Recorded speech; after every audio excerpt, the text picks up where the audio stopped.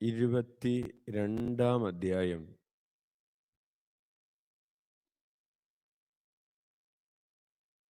14-ാമത്തെ തിരുവചനം വായിക്കാം. മത്തായിയുടെ സുവിശേഷം. ആരുടെയെങ്കിലും കയ്യിൽ ബൈബിൾ ഉണ്ടെങ്കിൽ എടുത്തോ. മൊബൈലിൽ ബൈബിൾ ഉണ്ടെങ്കിൽ നിങ്ങൾക്ക് എടുക്കാവുന്നതാണ്. വായിച്ചോ.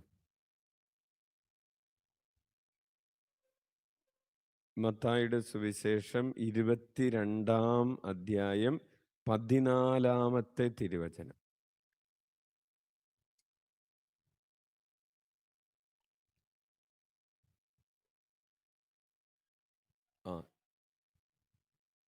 എന്തെന്നാൽ വിളിക്കപ്പെട്ടവർ വളരെ, തിരഞ്ഞെടുക്കപ്പെട്ടവരോ ചുരുക്കം. വലതുകരം ഉയർത്തി വീശിക്കൊണ്ട വചനം എന്ന് പറയാം. എന്തെന്നാൽ വിളിക്കപ്പെട്ടവർ വളരെ,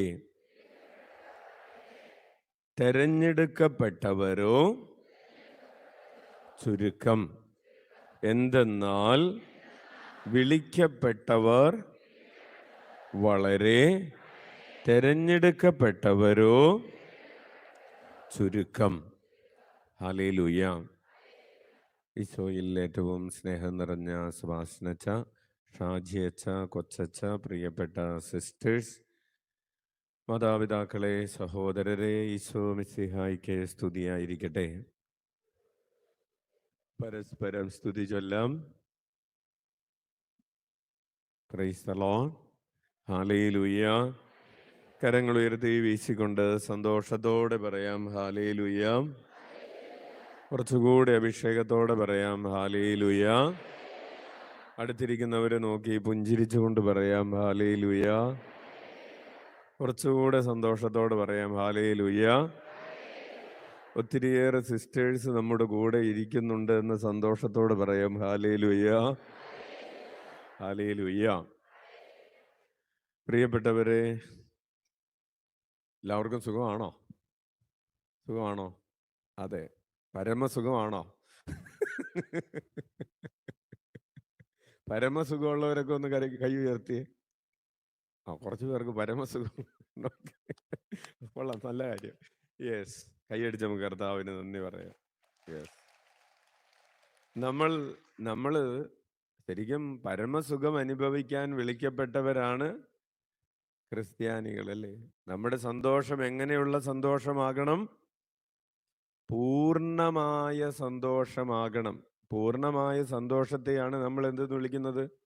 പരമസുഖം എന്ന് വിളിക്കുന്നത്. വചനം പറയുന്നത്, സങ്കീർത്തനങ്ങൾ 16:11 പറയാണ്, അങ്ങയുടെ സാന്നിധ്യത്തിൽ എന്തുണ്ട്? പരമമായ സുഖമുണ്ടെന്നാണ്. പരമസുഖമുള്ള സ്ഥലമാണ് ഏത്? ദേവാലയം. ദൈവത്തിൻ്റെ സന്നിധി പരമസുഖമുള്ള സ്ഥലമാണ്. നിങ്ങൾ വിശ്വസിക്കുന്നുണ്ടോ? ഒരു വചനം അങ്ങനെ ഉണ്ട്. സങ്കീർത്തനങ്ങൾ 16:11 എടുത്ത്. സങ്കീർത്തനങ്ങൾ 16:11 വായിക്കാം. സങ്കീർത്തനങ്ങൾ 16:11. അങ്ങ് എനിക്ക് ജീവന്റെ മാർഗം കാണിച്ചു തരുന്നു, അങ്ങയുടെ സന്നിധിയിൽ ആനന്ദത്തിൻ്റെ പൂർണ്ണതയുണ്ട്. അതായത് പരമസുഖം ഉണ്ടെന്ന്. കൈയടിച്ച് കർത്താവിന് നന്ദി പറയാം. വലതുകരം ഉയർത്തി വീശിക്കൊണ്ടെന്ന് പറയാം, അങ്ങയുടെ സന്നിധിയിൽ ആനന്ദത്തിൻ്റെ പൂർണ്ണതയുണ്ട്, അങ്ങയുടെ വലത് കൈയിൽ ശാശ്വതമായ സന്തോഷമുണ്ട്. ഇരുകരങ്ങളും ഉയർത്തി വീശിക്കൊണ്ട് പറയാം, അങ്ങയുടെ സന്നിധിയിൽ ആനന്ദത്തിൻ്റെ പൂർണ്ണതയുണ്ട്, അങ്ങയുടെ വലത് കൈയിൽ ശാശ്വതമായ സന്തോഷമുണ്ട്. അപ്പോൾ സന്തോഷം, പരമസുഖം വേണ്ടവർ എവിടെയാണ് പോകേണ്ടത്? ഈശോയുടെ സന്നിധിയിൽ വേണം. നല്ല സന്തോഷം കിട്ടണമെന്നുണ്ടെങ്കിൽ എവിടെ പോകണം? ഈശോയുടെ സന്നിധിയിൽ പോകണം, അല്ലേ? ഉള്ളോടത്തല്ലേ പോയിട്ട് കാര്യമുള്ളൂ. ഇപ്പൊ നല്ല തണുപ്പ് കിട്ടണമെന്നുണ്ടെങ്കിൽ എവിടെ പോകണം? കരഞ്ഞു. മൂന്നാറിൽ പോകണം. ആ തണുപ്പുള്ളത് എവിടെയാണോ അവിടെ പോകണം, അല്ലേ? അപ്പൊ നല്ല ചൂട് കിട്ടണമെന്നുണ്ടെങ്കിൽ എവിടെ പോകണം? ചൂടുള്ള സ്ഥലത്ത് പോകണം. സന്തോഷം കിട്ടണമെന്നുണ്ടെങ്കിൽ എവിടെ പോകണം? സന്തോഷമുള്ളിടത്ത് പോകണം. എവിടെയാണ് സന്തോഷമുള്ളത്? ഈശോയുടെ സന്നിധിയിൽ. അപ്പോൾ സന്തോഷം തേടി ചൂടുള്ള സ്ഥലത്ത് പോയിട്ട് കാര്യമുണ്ടോ? സന്തോഷം തേടി തണുപ്പുള്ള സ്ഥലത്ത് പോയിട്ട് കാര്യമുണ്ടോ? ഇല്ല. സന്തോഷം തേടി സന്തോഷമുള്ളിടത്ത് പോകണം. ഹല്ലേലൂയ. യെസ്. പ്രിയപ്പെട്ടവരെ, ഇന്ന് നമ്മൾ വിചിന്തനം ചെയ്യാൻ ആഗ്രഹിക്കുന്നത് സന്തോഷത്തെക്കുറിച്ചല്ല. നിങ്ങൾക്ക് സുഖമാണോ എന്ന് ചോദിച്ചപ്പോൾ പെട്ടെന്ന് അത് മനസ്സിലേക്ക് വന്നു എന്നുള്ളൂ. നമ്മൾ ഇന്ന് വിചിന്തനം ചെയ്യാൻ ആഗ്രഹിക്കുന്നത് നമ്മൾ ആരാണ്? വിളിക്കപ്പെട്ടവരാണ്. നമ്മൾ ആരാണ്? അല്ലേ? നമ്മൾ ആരെങ്കിലും വിളിക്കപ്പെടാത്തവരുണ്ടോ? ഇല്ല. ഞാൻ വിളിക്കപ്പെട്ട ഒരാളാണ് എന്ന് ബോധ്യമുള്ളവരൊക്കെ ഒന്ന് കൈ ഉയർത്തി. ഞാൻ വിളിക്കപ്പെട്ട ഒരാളാണ്. കൈയടിച്ച് കർത്താവിന് നന്ദി പറയാം. പക്ഷേ അത് പോരാ. നമ്മൾ വിളിക്കപ്പെട്ടവരായാൽ പോരാ. ഈശോ നമ്മളിപ്പോൾ വായിച്ച വചനഭാഗം 22-ാമത്തെ അധ്യായത്തിൽ വിളിക്കപ്പെട്ട കുറെ ആളുകളെ കുറിച്ച് പറയുകയാണ്. ആരൊക്കെയാണ്? കുറെ ആളുകൾ വിളിക്കപ്പെട്ടു. ഒരു വിവാഹ വിരുന്നിന് വിളിക്കപ്പെട്ടു. നമ്മൾ ആ വചനം വായിച്ചിട്ടുണ്ട്, ഇല്ലേ? വിളിക്കപ്പെട്ടവർക്ക് സദ്യയൊക്കെ തയ്യാറായ സമയത്ത് വിളിക്കപ്പെട്ടവരോട് ചെന്ന് പറഞ്ഞു, ഭക്ഷണം റെഡിയായിട്ടുണ്ട്, വരിക എന്ന് പറയുന്ന സമയത്ത് അതിലൊരാൾ പറയുകയാണ്, എനിക്കിപ്പോൾ വരാൻ സൗകര്യമില്ല. എന്ത് പറ്റി? ഞാനിപ്പോ കല്യാണം കഴിച്ചു. അപ്പൊ എന്താ കുഴപ്പം? ഞാൻ അവളുമായിട്ട് കറങ്ങാൻ പോവാണ്, ഞാൻ ഊട്ടിക്ക് പോവാണെന്ന്. അപ്പൊ അയാൾക്ക് ഈ കല്യാണം നടന്നത് കൊണ്ട് അയാൾക്ക് വരാൻ സൗകര്യമില്ല. വേറൊരാള് പറഞ്ഞു, ഞാൻ 2 ഏക്കർ സ്ഥലം മേടിച്ചിട്ടുണ്ട്, അതൊന്ന് നോക്കാൻ പോവുകയാണ്. അല്ലേ? സ്ഥലം മേടിച്ചവർക്ക് ചില ആളുകളുണ്ട്, സ്ഥലം മേടിച്ചത് കൊണ്ട് പള്ളി കൃഷിയാണച്ചോ, കൃഷി, അതുകൊണ്ട് കാലത്ത് പള്ളി പോകാനൊന്നും നേരമില്ല. ഞായറാഴ്ച പോലും വൈകുന്നേരം കുർബാന ഉള്ളത് കൊണ്ട് മാത്രം കഷ്ടിച്ചത് പങ്കെടുത്തു പോകുന്ന ആളുകളുണ്ട്. അപ്പോൾ സ്ഥലം മേടിച്ചിരിക്കുന്നു, അത് കാണാൻ പോകണം. അപ്പൊ സ്ഥലം ഒരു പ്രശ്നമാണ്. അപ്പൊ അയാൾ സ്ഥലത്തിന്റെ പിറകെ പോവാണ്. വേറൊരാൾ പറഞ്ഞു, ഞാൻ കുറച്ച് കാളകളെയൊക്കെ മേടിച്ചിട്ടുണ്ട്, അതൊന്ന് പരീക്ഷിക്കാൻ പോവുകയാണ്. അപ്പോ വസ്തുക്കൾ പ്രശ്നമാണ്, വ്യക്തികൾ പ്രശ്നമാണ്, മൃഗങ്ങൾ, ഇതൊക്കെ കർത്താവിലേക്ക് വരുന്നതിന് പലതും തടസ്സമായി. അവര് വന്നില്ല. വരാതിരുന്നത് കൊണ്ട് യജമാനൻ, വിരുന്നൊരുക്കിയ യജമാനൻ എന്ത് ചെയ്തു? പോയിട്ട് വെറുതെ ഇരിക്കുന്നവരെ, വഴിയരികിലിരിക്കുന്നവരെ, ഭിക്ഷക്കാരെല്ലാവരും വിളിച്ചുകൊണ്ട് വരാൻ പറഞ്ഞു. അങ്ങനെ വിളിക്കാൻ പറഞ്ഞു വിട്ടു. അവരൊക്കെ വിളിച്ചു കൂട്ടിക്കൊണ്ടുവന്നു. വിളിച്ച് കൊണ്ടുവന്നവരൊക്കെ ഇങ്ങനെ വിരുന്നിനിരിക്കുകയാണ്. അപ്പോഴാണ് രാജാവ് വിരുന്നുശാലയിലേക്ക് വരുന്നത്. അപ്പൊ വിരുന്നുശാല അതിഥികളെ കൊണ്ട് നിറഞ്ഞു എന്നാണ് എഴുതിയിരിക്കുന്നത്. നമ്മുടെ പള്ളി ഏകദേശം നിറഞ്ഞിരിക്കുകയാണ്, അല്ലേ? സന്തോഷം. കൈയടിച്ച് നന്ദി പറയാം. അപ്പോൾ വിരുന്നുശാല അതിഥികളെ കൊണ്ട് നിറഞ്ഞിരിക്കുന്ന സമയത്ത് ഈ വിരുന്ന് നടത്തുന്ന ആള് ഇങ്ങനെ കറങ്ങി നടന്ന് നോക്കിയപ്പോൾ ഒരാൾക്ക്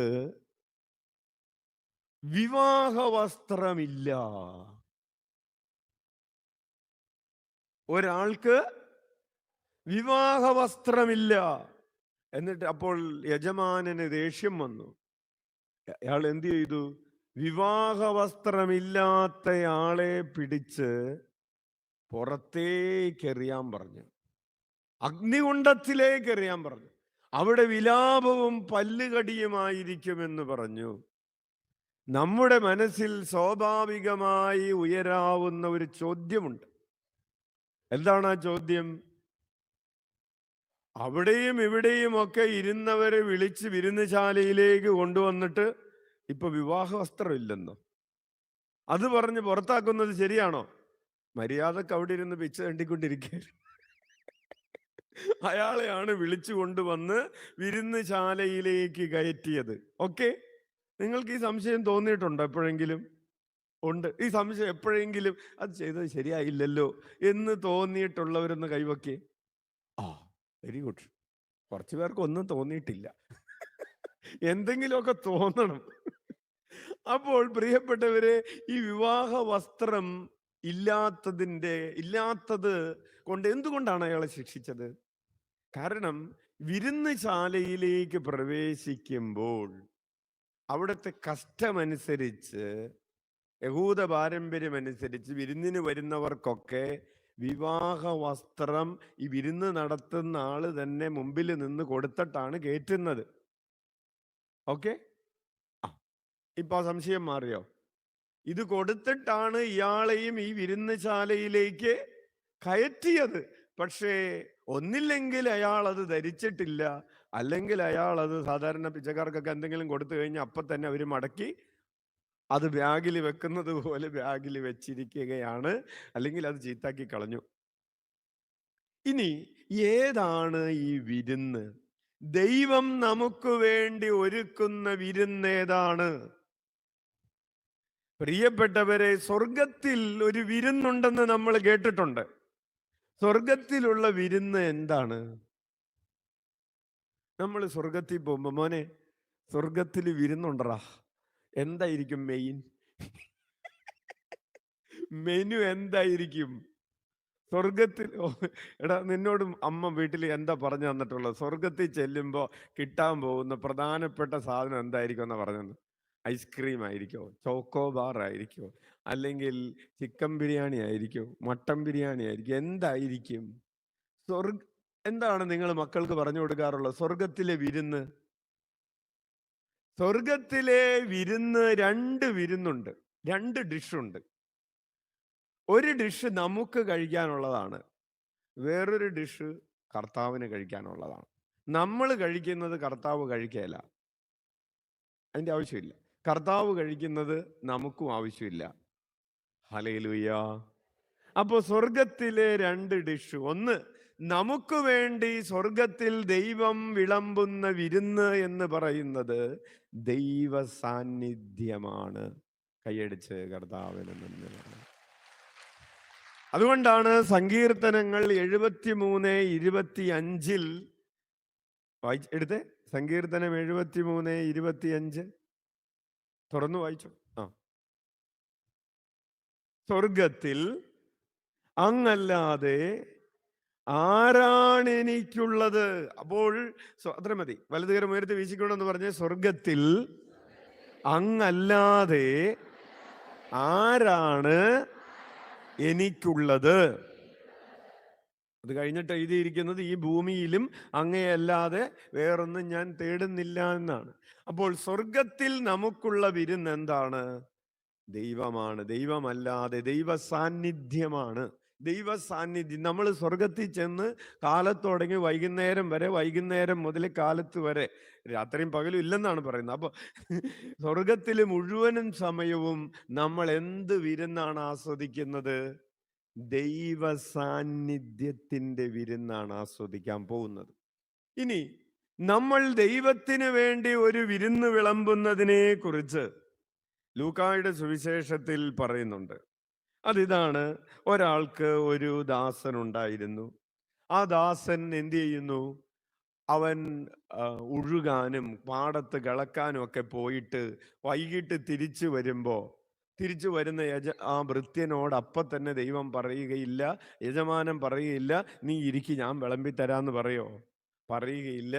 നീ ആദ്യം അരമുറുക്കി എനിക്ക് വേണ്ടി ഭക്ഷണം വിളമ്പുക, അതിനുശേഷം നിനക്ക് ഭക്ഷിക്കാം. Hallelujah, hallelujah. യജമാനനായ ദൈവം ഭൃത്യരായ നമ്മോട് പറയുകയാണ്, അരമുറുക്കി എനിക്ക് വേണ്ടി വിരുന്ന് ഭക്ഷണം വിളമ്പുക. ദൈവം ആത്മാവാണ്. ആത്മാവായ ദൈവം കഴിക്കുന്ന ഭക്ഷണം ഏതാണ്? നമ്മൾ ദൈവത്തിന് വേണ്ടി ഏത് ഭക്ഷണം, നമുക്ക് പിള്ളേർക്ക് ഏത് കൊടുക്കണമെന്ന് അമ്മമാർക്കറിയാം, അല്ലേ? ദൈവത്തിന് വേണ്ടി ഏത് ഭക്ഷണം വിളമ്പുമെന്ന് നമുക്കറിയാവോ? സ്വർഗത്തിൽ ചെന്നിട്ടെ എന്ത് വിളമ്പോന്ന് നമ്മൾ ഇതൊന്നും അറിയാതെയാണ് അങ്ങോട്ട് പോകുന്നത്.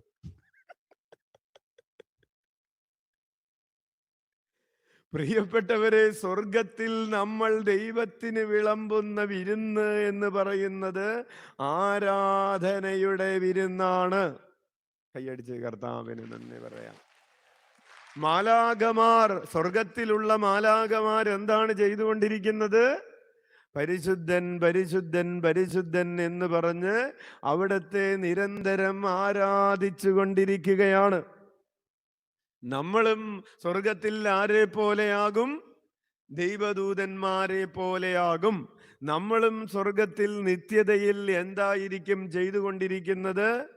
ദൈവത്തെ ആരാധിക്കുകയായിരിക്കും ചെയ്യുന്നത്. കൈയടിച്ച് നന്ദി പറയാം.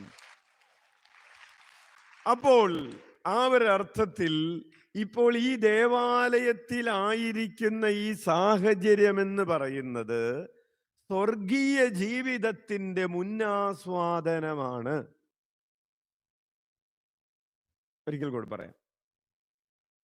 ഈ ദേവാലയത്തിൽ നമ്മൾ ഈ ഒന്നാം വെള്ളിയാഴ്ച ദിവ്യകാരുണ്യനാഥന്റെ തിരുസന്നിധിയിലിരുന്ന് ആ സാന്നിധ്യം ആസ്വദിക്കുകയും നമ്മുടെ വിരുന്ന് നമ്മൾ അവിടുത്തെ ആരാധിക്കുകയും ചെയ്യുന്ന ഈ പ്രവൃത്തി സ്വർഗീയ ജീവിതത്തിന്റെ ഒരു മിനിയേച്ചർ ഫോമാണ്. അതിൻ്റെ ഒരു മുന്നാസ്വാദനമാണ്. എന്തിനു വേണ്ടിയാണ് നമ്മൾ ഈ മുന്നാസ്വാദനം നടത്തുന്നത്? കാരണം ഇത് സ്വർഗത്തിലേക്കുള്ള നമ്മുടെ ജീവിതയാത്രയുടെ ഒരു ട്രെയിനിങ് കൂടെയാണ് ഈ ആരാധന. അല്ലെങ്കിൽ അവിടെ ചെന്ന് കഴിയുമ്പോൾ നമുക്ക് ആരാധിക്കാൻ അറിഞ്ഞുകൂടാ, നമുക്ക് ഈശോയെ എന്ന് വിളിക്കാൻ അറിഞ്ഞുകൂടാ, അപ്പോ ആരാധിക്കാൻ അറിഞ്ഞുകൂടാ, ഈശോയ്ക്ക് അവിടുത്തെ സാന്നിധ്യം ആസ്വദിക്കാനും അറിഞ്ഞുകൂടാ. അതാണ് വസ്ത്രമില്ലാത്ത അവസ്ഥ എന്ന് പറയുന്നത്. വിവാഹ വിരുന്നിന് ചെന്നിരിക്കുന്ന ആൾക്ക് വസ്ത്രമില്ല എന്ന് പറഞ്ഞാൽ ആരാധിക്കാൻ അയാൾക്ക് അറിഞ്ഞുകൂടാ, ദൈവത്തെ സ്നേഹിക്കാൻ അയാൾക്ക് അറിഞ്ഞുകൂടാ. വിശ്വാസത്തിന്റെ വസ്ത്രമില്ല, സ്നേഹത്തിന്റെ വസ്ത്രമില്ല, ദൈവസാന്നിധ്യം ആസ്വദിക്കാനും അറിഞ്ഞുകൂടാ. അങ്ങനെ ഒരാള് സ്വർഗത്തിൽ ചെന്നാൽ അയാൾക്കത് സ്വർഗമാവുകയില്ല. അയാൾക്കത് എന്തായിരിക്കും? അത് തന്നെ ഒരു നരകമായിരിക്കും. ഹല്ലേലൂയ. അപ്പോൾ പ്രിയപ്പെട്ടവരെ, നമ്മൾ എന്തുള്ളവരായി മാറണം? വിവാഹ വസ്ത്രമുള്ളവരായി മാറണം. ഏത് വിവാഹ വസ്ത്രം? ദൈവസ്നേഹത്തിന്റെ വിവാഹ വസ്ത്രം, വിശ്വസ്തതയുടെ വിവാഹ വസ്ത്രം, ദൈവ സാന്നിധ്യം അനുഭവിക്കാൻ പറ്റുന്ന ഒരു ഹൃദയം, തീഷ്ണതയുടെ വിവാഹ വസ്ത്രം. ഹല്ലേലൂയ. അപ്പൊ അതിനെക്കുറിച്ചാണ് അച്ഛൻ ഇന്ന് ഈ ചെറിയ സമയത്തിനുള്ളിൽ നമ്മൾ പഠിക്കാനായിട്ട് ആഗ്രഹിക്കുന്നത്. ഉച്ചത്തിൽ വിളിച്ച ഈശോയേ, ഈശോയേ. അപ്പോൾ പ്രിയപ്പെട്ടവരെ, നമ്മൾ വിളിക്കപ്പെട്ടവരാണ്. നമ്മൾ എങ്ങനെയാണ് തിരഞ്ഞെടുക്കപ്പെട്ടവരാകുന്നത്? വിളിക്കപ്പെട്ടവരായ നമ്മൾ തിരഞ്ഞെടുക്കപ്പെട്ടവരാകുന്നത് നമ്മൾ ആരാധിക്കാനും സ്നേഹിക്കാനും വിശ്വസിക്കാനും പ്രാർത്ഥിക്കാനും പ്രത്യാശിക്കാനും ഒക്കെ അറിയുന്നവരാകുമ്പോഴാണ് നമ്മൾ തിരഞ്ഞെടുക്കപ്പെട്ടവരാകുന്നത്. Hallelujah, hallelujah. അപ്പോൾ വിളിക്കപ്പെട്ടവരാണോ എന്ന ചോദ്യത്തിന് ഉത്തരമായി അതെന്താണ്? വിളിക്കപ്പെട്ടവരാണ്. തിരഞ്ഞെടുക്കപ്പെട്ടവരാണോ? അതാണ് രണ്ടാമത്തെ ചോദ്യം. ഇനി നമ്മൾ ഇവിടെ ഇരിക്കുന്നത് കൊണ്ടും നമ്മൾ ഈശോയെ ആരാധിക്കുന്നത് കൊണ്ടും നമുക്കൊരു കാര്യം കൂടെ ഉറപ്പിച്ച് പറയാം, നമ്മൾ തിരഞ്ഞെടുക്കപ്പെട്ടവർ തന്നെയാണ്. പക്ഷേ അവിടം കൊണ്ട് അവസാനിക്കുന്നില്ല. സ്വർഗത്തിൽ ചെല്ലണമെന്നുണ്ടെങ്കിൽ വിളിക്കപ്പെട്ടവരും തിരഞ്ഞെടുക്കപ്പെട്ടവരുമായാൽ മാത്രം പോരാ, ഒരു മൂന്നാമത്തെ ഗുണം കൂടി അവർക്ക് വേണമെന്ന് വെളിപാടിൻ്റെ പുസ്തകം എടുക്കാം. വെളിപാടിൻ്റെ പുസ്തകം 17-ാം അധ്യായം, വെളിപാട് 17-14 നമുക്കൊന്ന് വായിക്കാം. ഉറക്കെ വായിച്ചോ. അവർ കുഞ്ഞാടിനോട് യുദ്ധം ചെയ്യും, കുഞ്ഞാട് അവരെ കീഴ്പ്പെടുത്തും. എന്തെന്നാൽ അവൻ നാഥന്മാരുടെ നാഥനും രാജാക്കന്മാരുടെ രാജാവുമാണ്. അവനോടുകൂടെയുള്ളവർ, അതാണ് നമുക്ക് വേണ്ട വാക്ക്. നിങ്ങൾ അടിവരയിട്ട് വെച്ചോളൂ. അവനോട് കൂടെയുള്ളവർ വിളിക്കപ്പെട്ടവരും തെരഞ്ഞെടുക്കപ്പെട്ടവരും വിശ്വസ്തരുമാണ്. ഹല്ലേലൂയ. വലതുകരം ഉയർത്തി വീശിക്കൊണ്ട് പറയാം, അവനോട് കൂടെയുള്ളവർ വിളിക്കപ്പെട്ടവരും തെരഞ്ഞെടുക്കപ്പെട്ടവരും വിശ്വസ്തരുമാണ്. അവനോട് കൂടെയുള്ളവർ വിളിക്കപ്പെട്ടവരും തിരഞ്ഞെടുക്കപ്പെട്ടവരും വിശ്വസ്തരുമാണ്. ഹല്ലേലൂയ. അപ്പോൾ നമ്മൾ ആരാണ്? വിളിക്കപ്പെട്ടവരാണ്, നമ്മൾ തിരഞ്ഞെടുക്കപ്പെട്ടവരാണ്. പക്ഷെ ഒരു ചോദ്യം അവസാനിക്കുന്നു, നമ്മൾ വിശ്വസ്തരാണോ? അച്ഛൻ ഒരു വൈദികൻ എന്ന നിലയിൽ വിളിക്കപ്പെട്ട ഒരാളാണ്, തിരഞ്ഞെടുക്കപ്പെട്ട ഒരാളാണ്. പക്ഷെ അച്ഛൻ വിശ്വസ്തനാണോ? ഇവിടെ ഇരിക്കുന്ന ബഹുമാനപ്പെട്ട സിസ്റ്റേഴ്സിന് ആ ചോദ്യം അങ്ങനെ തന്നെ ചോദിക്കാവുന്നതാണ്. ഞങ്ങൾ ഒരു കോൺഗ്രിഗേഷനിൽ ഇവിടെ നമ്മുടെ SH സിസ്റ്റേഴ്സ് ഉണ്ട്, CMC സിസ്റ്റേഴ്സിനെ കാണുന്നുണ്ട്. പിന്നെ ആരെങ്കിലും ഉണ്ടോ? ഇല്ല. യെസ്. അപ്പോൾ തിരഞ്ഞെടുക്കപ്പെട്ടവരാണ്, വിളിക്കപ്പെട്ടവരാണ്, തിരഞ്ഞെടുക്കപ്പെട്ടവരാണ്. പക്ഷേ ഞാൻ എൻ്റെ ചിന്തകളിലും വാക്കുകളിലും പ്രവർത്തികളിലും വ്യവഹാരങ്ങളിലും എൻ്റെ പ്രാർത്ഥനാ ജീവിതത്തിലും എൻ്റെ ദൈവത്തോടുള്ള ഇഷ്ടത്തിലും വചനത്തോടുള്ള താല്പര്യത്തിലും ഞാൻ വിശ്വസ്തനാണോ? ഒരു ക്രിസ്ത്യാനി എന്ന നിലയിൽ ഞാൻ വിളിക്കപ്പെട്ട ആളാണ്, തിരഞ്ഞെടുക്കപ്പെട്ട ആളാണ്. എൻ്റെ ഈ ക്രിസ്തീയ ഐഡന്റിറ്റിയിൽ, ഒരു ക്രൈസ്തവൻ എന്ന ആ തനിമയിൽ ഞാൻ വിശ്വസ്തനാണോ, വിശ്വസ്തയാണോ? ഇതാണ് ചോദ്യം. അപ്പോൾ പ്രിയപ്പെട്ടവരെ, ബൈബിളിൽ വിശ്വസ്തരായി ജീവിച്ച ഒത്തിരിയേറെ മനുഷ്യരെ കുറിച്ച് നമ്മൾ ധ്യാനിക്കുന്നുണ്ട്, നമ്മൾ പഠിക്കുന്നുണ്ട്. അവരെക്കുറിച്ചുള്ള, വിശ്വസ്തരായി ജീവിച്ചവരെ കുറിച്ചുള്ള ഒരു പഠന പരമ്പര അച്ഛൻ ആവിലയിൽ ചെയ്തിട്ടുണ്ട്, അത് യൂട്യൂബിലുണ്ട്. പക്ഷെ അവിടെ പറയാതിരുന്ന അവിടെ ഇതുവരെ പ്രഘോഷിച്ചിട്ടില്ലാത്ത ഒരാളെ കുറിച്ചാണ് അച്ഛൻ ഇന്ന് നിങ്ങളുമായി പങ്കുവയ്ക്കാനായിട്ട് ആഗ്രഹിക്കുന്നത്. ആവിലയിൽ എപ്പോഴെങ്കിലും വന്നിട്ടുള്ളവരൊന്ന് കൈവക്കാവോ? ആഹാ, very good, thank you, praise the Lord. കൈയടിച്ച് കർത്താവിനെ മഹത്വപ്പെടുത്താം.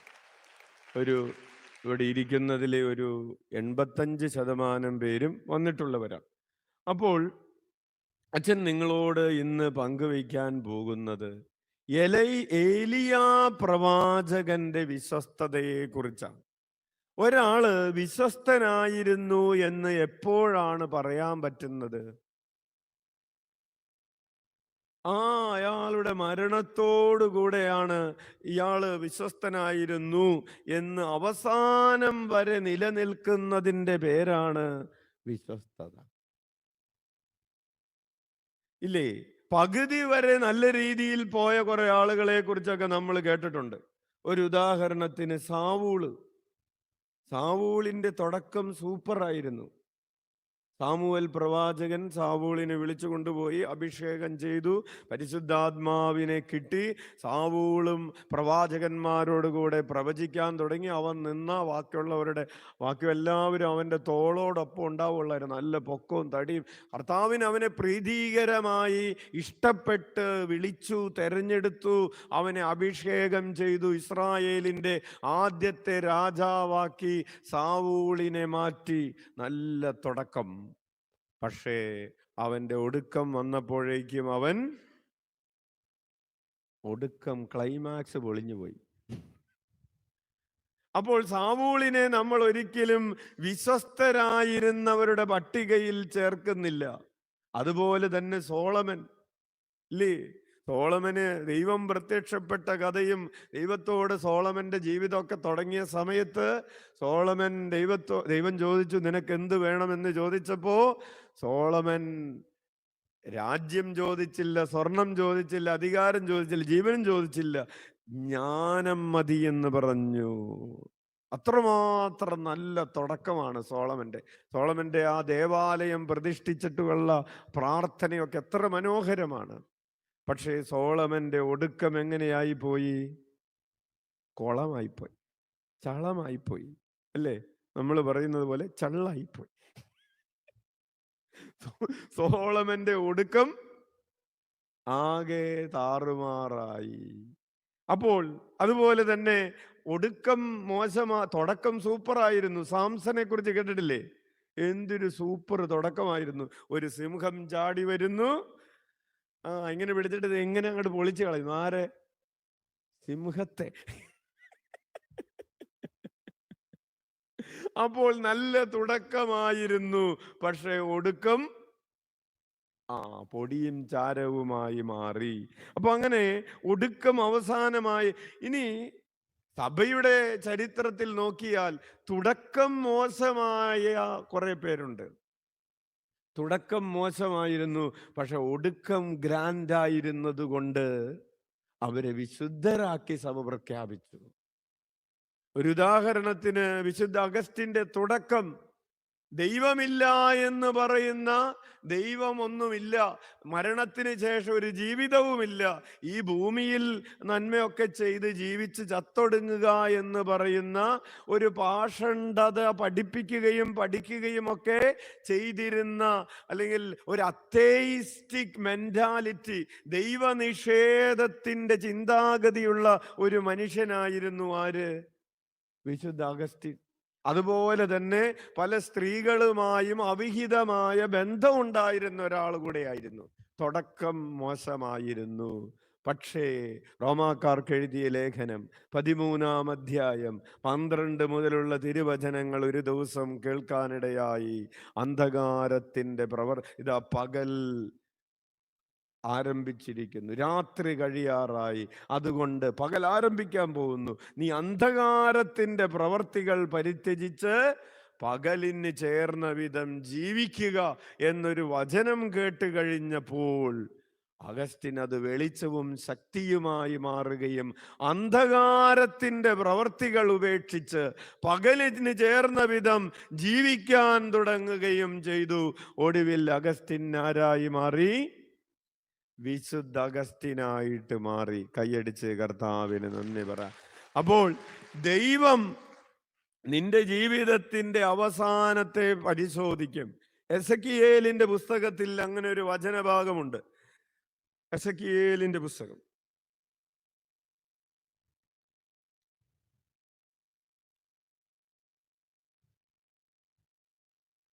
അതായത് ഒരാൾ ഒരു നീതിമാനായിരുന്നു, അങ്ങനെയാണ് അത് തുടങ്ങുന്നത്. നീതിമാനായിരുന്ന ഒരാൾ തൻ്റെ നീതിയൊക്കെ ഉപേക്ഷിച്ച് പിന്നീട് തിന്മ പ്രവർത്തിക്കുന്ന ഒരാളായി മാറി. അപ്പോൾ ചോദ്യം ഇതാണ്, അങ്ങനെ തിന്മ പ്രവർത്തിക്കുന്ന ഒരാളായി തീർന്ന അയാൾക്ക് അയാളുടെ പഴയ നീതി കൊണ്ട് ജീവിക്കാൻ കഴിയുമോ? എന്താണ് ഉത്തരം? കഴിയുകയില്ല എന്നാണ് ഉത്തരം. ഹല്ലേലൂയ. വചനം വീണ്ടും പറയുകയാണ്, എസെക്കിയേലിലൂടെ ദൈവം വീണ്ടും പറയാണ്, ഒരു ദുഷ്ടനായ ഒരു മനുഷ്യനുണ്ടായിരുന്നു. പക്ഷെ അയാൾ മനസ്സ് തിരിഞ്ഞ് നീതി പ്രവർത്തിക്കാൻ തുടങ്ങി. അപ്പോൾ ചോദ്യം, അയാളുടെ ദുഷ്ടത മൂലം, പഴയ ദുഷ്ടത മൂലം അയാൾ നശിച്ചു പോകുമോ? ഇല്ല, അയാൾ രക്ഷ പ്രാപിക്കും. കൈയടിച്ച് കർത്താവിന് നന്ദി പറയാം. അപ്പോൾ ഇപ്പോൾ വിശ്വസ്തതയിലും നീതിയിലും ജീവിക്കുന്നവർ എന്ത് ചെയ്യണം? അവസാനം വരെ വിശ്വസ്തതയുള്ളവരായിരിക്കണം. ഇപ്പോൾ ദുഷ്ടതയിൽ ജീവിക്കുന്നവരെന്ത് വേണം? അവര് മനസ്സ് ക്ഷയിക്കേണ്ട കാര്യമില്ല, അവര് മനസ്സ് തിരിഞ്ഞ് നന്മ പ്രവർത്തിക്കാൻ ആരംഭിക്കണം. Hallelujah, hallelujah. അപ്പോൾ അപ്രകാരം ഒരു മാനദണ്ഡത്തിന്റെ വെളിച്ചത്തിലാണ് നമ്മൾ ഏലിയാ പ്രവാചകനെ നോക്കുന്നത്. ഏലിയാ പ്രവാചകന്റെ ക്ലൈമാക്സ് എങ്ങനെയായിരുന്നു?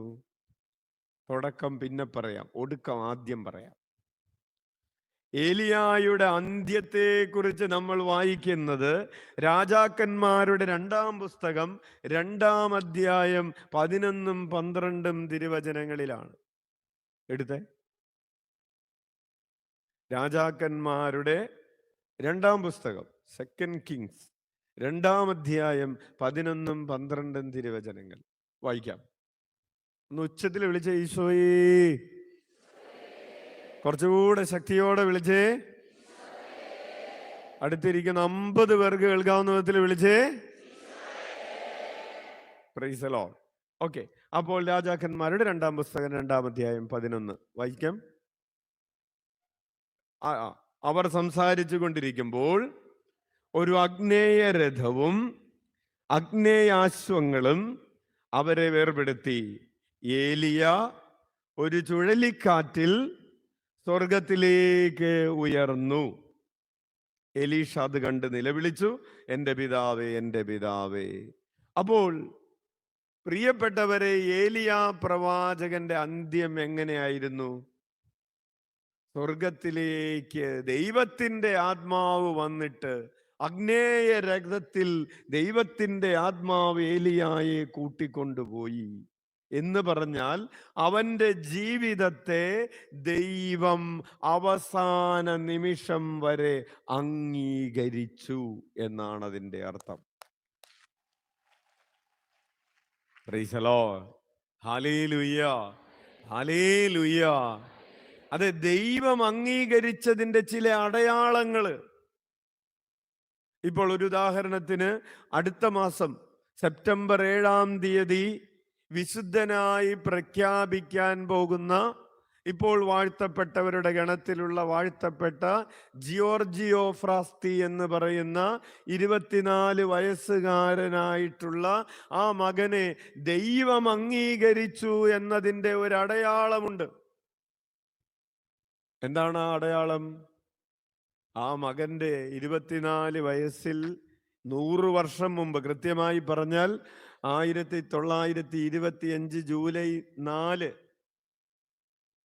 ജൂലൈ മാസം 4-ാം തീയതി മരിച്ച ആ ജിയോർജിയോ ഫ്രാസ്തിയുടെ ശരീരം 100 വർഷം കഴിഞ്ഞ്, ജൂലൈ മാസം കഴിഞ്ഞ് ഓഗസ്റ്റ് തുടങ്ങി ജീർണിക്കാതെ ഇരിക്കുകയാണ്. ഇൻകറപ്റ്റ്. 24 വയസ്സിൽ കൊച്ചു മരിച്ചു. പെട്ടെന്നൊരു ശ്വാസം മുട്ടൊക്കെ വന്ന് മരിച്ചതാണ്. അപ്പോൾ ദൈവം അംഗീകരിച്ചതിന്റെ ഒരടയാളമാണ്.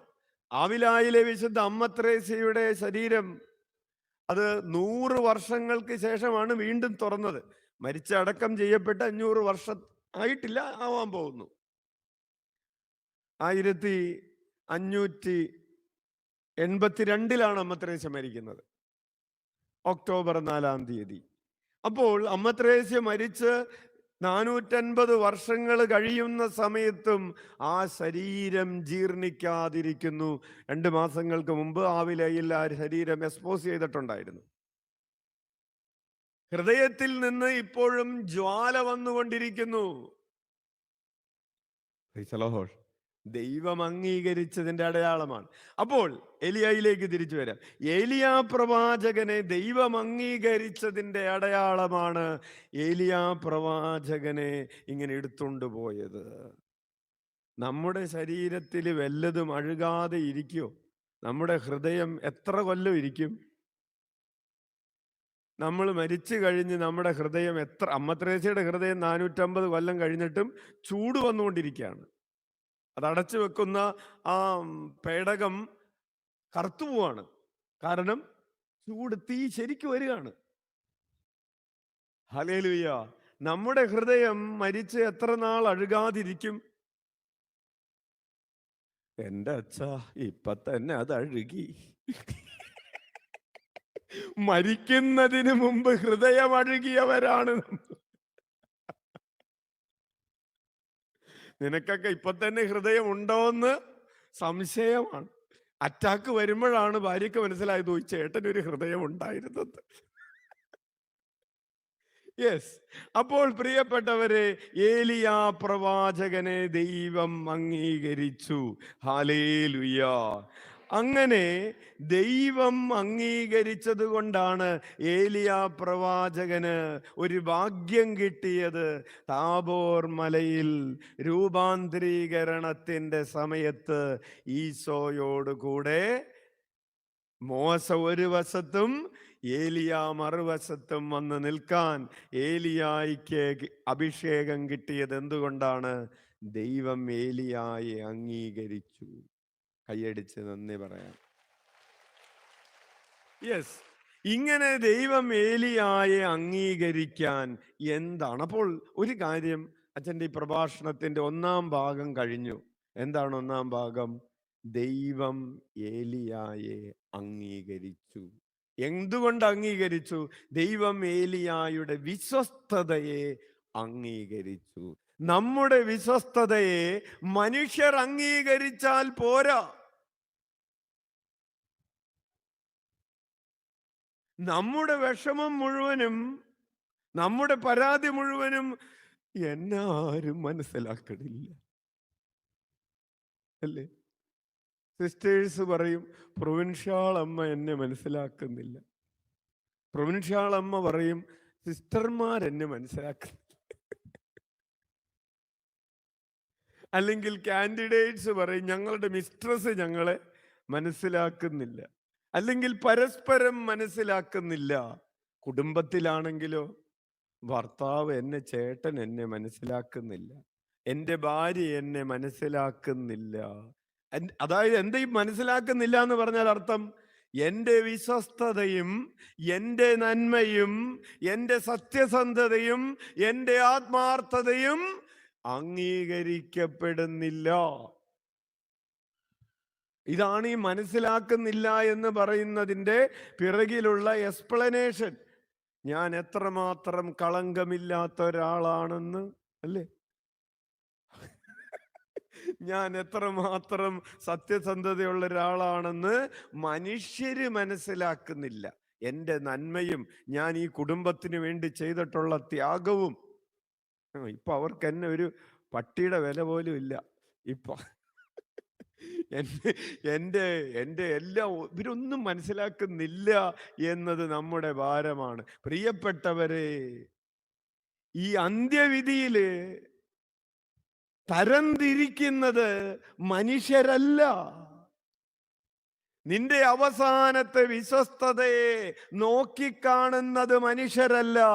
ഒരു വചനഭാഗം മത്തായിയുടെ സുവിശേഷത്തിൽ 13-ാം അധ്യായത്തിൽ നമുക്ക് വളരെ ആശ്വാസം തരുന്ന ഒരു വാക്കാണത്. 13-ാം അധ്യായത്തിൽ ഈശോ എല്ലാത്തരം മത്സ്യങ്ങളെയും ശേഖരിക്കാൻ വേണ്ടി എറിയപ്പെട്ട വലയെ കുറിച്ച് പറഞ്ഞിട്ടുണ്ട്. ഈ വലയിൽ നിന്ന് നല്ലതും ചീത്തയും വേർപെടുത്തുന്നത് ആരാണ്? ദൈവദൂതന്മാരാണ്. അതുപോലെ കളകളുടെ ഉപമയിൽ എഴുതിയിരിക്കുകയാണ്, അവസാനം കളകൾ ശേഖരിച്ച് അഗ്നികുണ്ഡത്തിലേക്ക് എറിയപ്പെടും. ആരാണിത് വേർതിരിക്കുന്നത്? പ്രിയപ്പെട്ടവരെ, അച്ഛൻ വായിക്കുന്നത് മത്തായിയുടെ സുവിശേഷം 13-ാം അധ്യായം 49-ാമത്തെ തിരുവചനം വായിച്ചേ. 49, യുഗാന്ത്യത്തിലും ഇതുപോലെ സംഭവിക്കും. ദൈവദൂതന്മാർ ദുഷ്ടന്മാരെ നീതിമാന്മാരിൽ നിന്ന് വേർതിരിക്കും. അച്ഛൻ ആ ഒറ്റ വാക്ക് മതി. ദൈവദൂതന്മാർ. നീതിമാനെന്നും ദുഷ്ടനെന്നും വേർതിരിക്കുന്നതാരാണ്? ദൈവദൂതന്മാരാണ്. ദൈവദൂതന്മാർ കാണുന്നത് ആരുടെ കണ്ണുകൊണ്ടാണ്? ദൈവത്തിന്റെ കണ്ണുകൊണ്ടാണ്. കൈയടിച്ച് കർത്താവിന് നന്ദി പറയാം. ഇല്ലേ? എല്ലാവരും നമ്മളെ ഉപേക്ഷിച്ച് പരിത്യജിച്ച് നമ്മൾ ആകെ വല്ലാതെ ആയി കിടക്കുമ്പോ ഒരു വാക്ക് നമുക്ക് ആശ്വാസം തരും. എന്താണെന്നറിയാമോ? അത് ദൈവം എല്ലാം കാണുന്നുണ്ട്. ഇല്ലേ? നമ്മളെ ആരും മനസ്സിലാക്കുന്നില്ല. നമ്മൾ പലതും പറഞ്ഞൊക്കെ നോക്കി, ഒരു രക്ഷയില്ല. അവസാനം നമ്മൾ നശിച്ചു. എല്ലാവർക്കും നമ്മളെ വേണ്ട, എല്ലാവരും ഉപേക്ഷിക്കപ്പെട്ടവരായി അവസാനം നമ്മൾ കുഞ്ഞിക്കൂടി ഇരിക്കുമ്പോൾ ഒരു സ്വരം നമ്മുടെ ഉള്ളിൽ നിന്ന് വരും, ദൈവമെല്ലാം കാണുന്നുണ്ട്. എല്ലാം കാണുന്ന ദൈവം, ആ ദൈവത്തിന്റെ ദൂതന്മാർ നീതിമാന്മാരെന്നും ദുഷ്ടന്മാരെന്നും വേർതിരിക്കും. പ്രിയപ്പെട്ടവരെ, അതുകൊണ്ട് മനുഷ്യർ നമ്മളെ അംഗീകരിച്ചിട്ടില്ല, മനുഷ്യർ നമ്മുടെ വിശ്വസ്തത മനസ്സിലാക്കുന്നില്ല എന്ന് വിചാരിച്ച് നിങ്ങൾ വിഷമിക്കണ്ട. മനുഷ്യർ ചിലപ്പോൾ മരിക്കുന്നത് വരെ നമ്മളെ മനസ്സിലാക്കി എന്ന് വരികയില്ല. ഒരു ദിവസം 100 വയസ്സുള്ളൊരു അപ്പച്ചനും 98 വയസ്സുള്ളൊരു അമ്മിച്ചിയും കൂടിയും വന്നു. എന്നിട്ട് ഈ 100 വയസ്സുള്ള അപ്പച്ചൻ പറഞ്ഞു, അച്ഛൻ എനിക്ക് പേഴ്സണലായിട്ട് സംസാരിക്കണം, വയസ്സ് 100. അപ്പൊ അമ്മിച്ചീനെ 98 വയസ്സുള്ള അമ്മിച്ചിയെ പുറത്തിരുത്തി 100 വയസ്സുള്ള അപ്പച്ചനെ കേൾക്കാൻ വേണ്ടി തുടങ്ങിയപ്പോൾ ഈ അപ്പച്ചൻ പറഞ്ഞു, എനിക്കൊരു സംശയമുണ്ട്. അപ്പം അച്ഛൻ വിചാരിച്ചു കൊച്ചു ത്രേസ്യക്കൊക്കെ ഉണ്ടായിരുന്ന സംശയം പോലെ ജീവിതത്തിൻ്റെ അവസാന സമയമല്ലേ, സ്വർഗമുണ്ടോ നരകമുണ്ടോ ദൈവമുണ്ടോ ഇങ്ങനെയൊക്കെ ഉള്ളൊരു സംശയമായിരിക്കുമെന്ന്. അച്ഛൻ പറഞ്ഞു, സംശയം പറയും, നമുക്ക് വചനത്തിൽ നിന്ന് ഉത്തരം കണ്ടുപിടിക്കാം. നമുക്ക് എന്തായാലും സംശയം എന്താണ്? അതായത് എൻ്റെ കല്യാണം എനിക്ക് 20 വയസ്സുള്ളപ്പോൾ കഴിഞ്ഞതാണ്. അന്ന് എൻ്റെ ഭാര്യയ്ക്ക് 18 വയസ്സ്. അല്ല, അപ്പച്ചൻ്റെ സംശയം എന്താണ്? അന്ന് 18-ാമത്തെ വയസ്സിൽ അവൾ കല്യാണം കഴിഞ്ഞ സമയത്ത് അവൾ പ്രഗ്നൻ്റ് ആയിരുന്നോ എന്ന് എനിക്കൊരു സംശയം ഉണ്ടെന്ന്. ഇപ്പം എത്രയായി വയസ്സ്? 100. കല്യാണം കഴിഞ്ഞിട്ട് 80 കൊല്ലം കഴിഞ്ഞു. ഇപ്പോഴും ഒരു സംശയം, അവള് അത് കുമ്പസാരിച്ചിട്ടില്ല എന്നാണ് എൻ്റെ ഒരു തോന്നൽ. അച്ഛൻ ഫാബ്രിക്കേറ്റ് ചെയ്തൊരു സ്റ്റോറി അല്ല ഇത്, ഉണ്ടാക്കി പറഞ്ഞതല്ല. Hallelujah, hallelujah. പറഞ്ഞു വരുന്നത് മനുഷ്യർ അല്ലേ ഇനി അപ്പോ അച്ഛൻ്റെ ചിന്ത പോയത് ഈ 100-ാം വയസ്സിലും ഈ സംശയമുണ്ടെങ്കിൽ ചെറിയ പ്രായത്തിൽ എന്തായിരുന്നിട്ടുണ്ടാവും? ആ അമ്മ ഇതിന്റെ പേരില് എത്ര കാലം ദുരിതം അനുഭവിച്ചിട്ടുണ്ടാകും, ഇല്ലേ? ഇപ്പൊ അമ്മച്ചിക്ക് ഒന്നും കേൾക്കാൻ വയ്യ, ഈ അപ്പച്ചൻ എന്ത് പറഞ്ഞാലും ഒരു കുഴപ്പമില്ല. പക്ഷെ കേൾക്കാൻ പറ്റുന്നൊരു കാലത്ത് വിശ്വസ്തതയെ കുറിച്ച് തെളിയിക്കാൻ പറ്റുന്നില്ല. എൻ്റെ വിശ്വസ്തത ആരും അറിയുന്നില്ല, എൻ്റെ നന്മ അംഗീകരിക്കുന്നില്ല. എന്നെ കൊന്നിട്ട് ചങ്ക് പറിച്ച് നോക്കിയിട്ടും ഒന്നും അംഗീകരിക്കാത്ത സാഹചര്യങ്ങൾ ഉണ്ടാവും. പ്രിയപ്പെട്ടവരെ, ഇതാ ദൈവം പറയാണ്, നീതിമാന്മാരെന്നും ദുഷ്ടരെന്നും വേർതിരിക്കുന്നത് മനുഷ്യരല്ല, ദൈവത്തിന്റെ ദൂതന്മാര് ദൈവത്തിന്റെ കണ്ണുകൊണ്ട് കണ്ട് ദൈവത്തിന്റെ ഗ്രന്ഥം ജീവന്റെ ഗ്രന്ഥത്തിൽ എഴുതപ്പെട്ടിട്ടുള്ളത് അനുസരിച്ച് നമ്മൾ ഓരോരുത്തരും വിധിക്കപ്പെടും. പുറമേ ഒരുപക്ഷെ നമ്മൾ നല്ലവരായി കാണപ്പെടുന്നുണ്ടെങ്കിലും, പുറമേ നമ്മളെ എല്ലാവരും നീതിമാന്മാരെന്ന് വാഴ്ത്തിയിട്ടുണ്ടെങ്കിലും, പുറമേയുള്ളത് നോക്കാതെ യഥാർത്ഥത്തിലുള്ളത് അകമേയുള്ളത് കണ്ട് ദൈവദൂതന്മാര് നമ്മളെ വിധിക്കുമ്പോൾ ഞാൻ വിശ്വസ്തനായി കാണപ്പെടുമോ?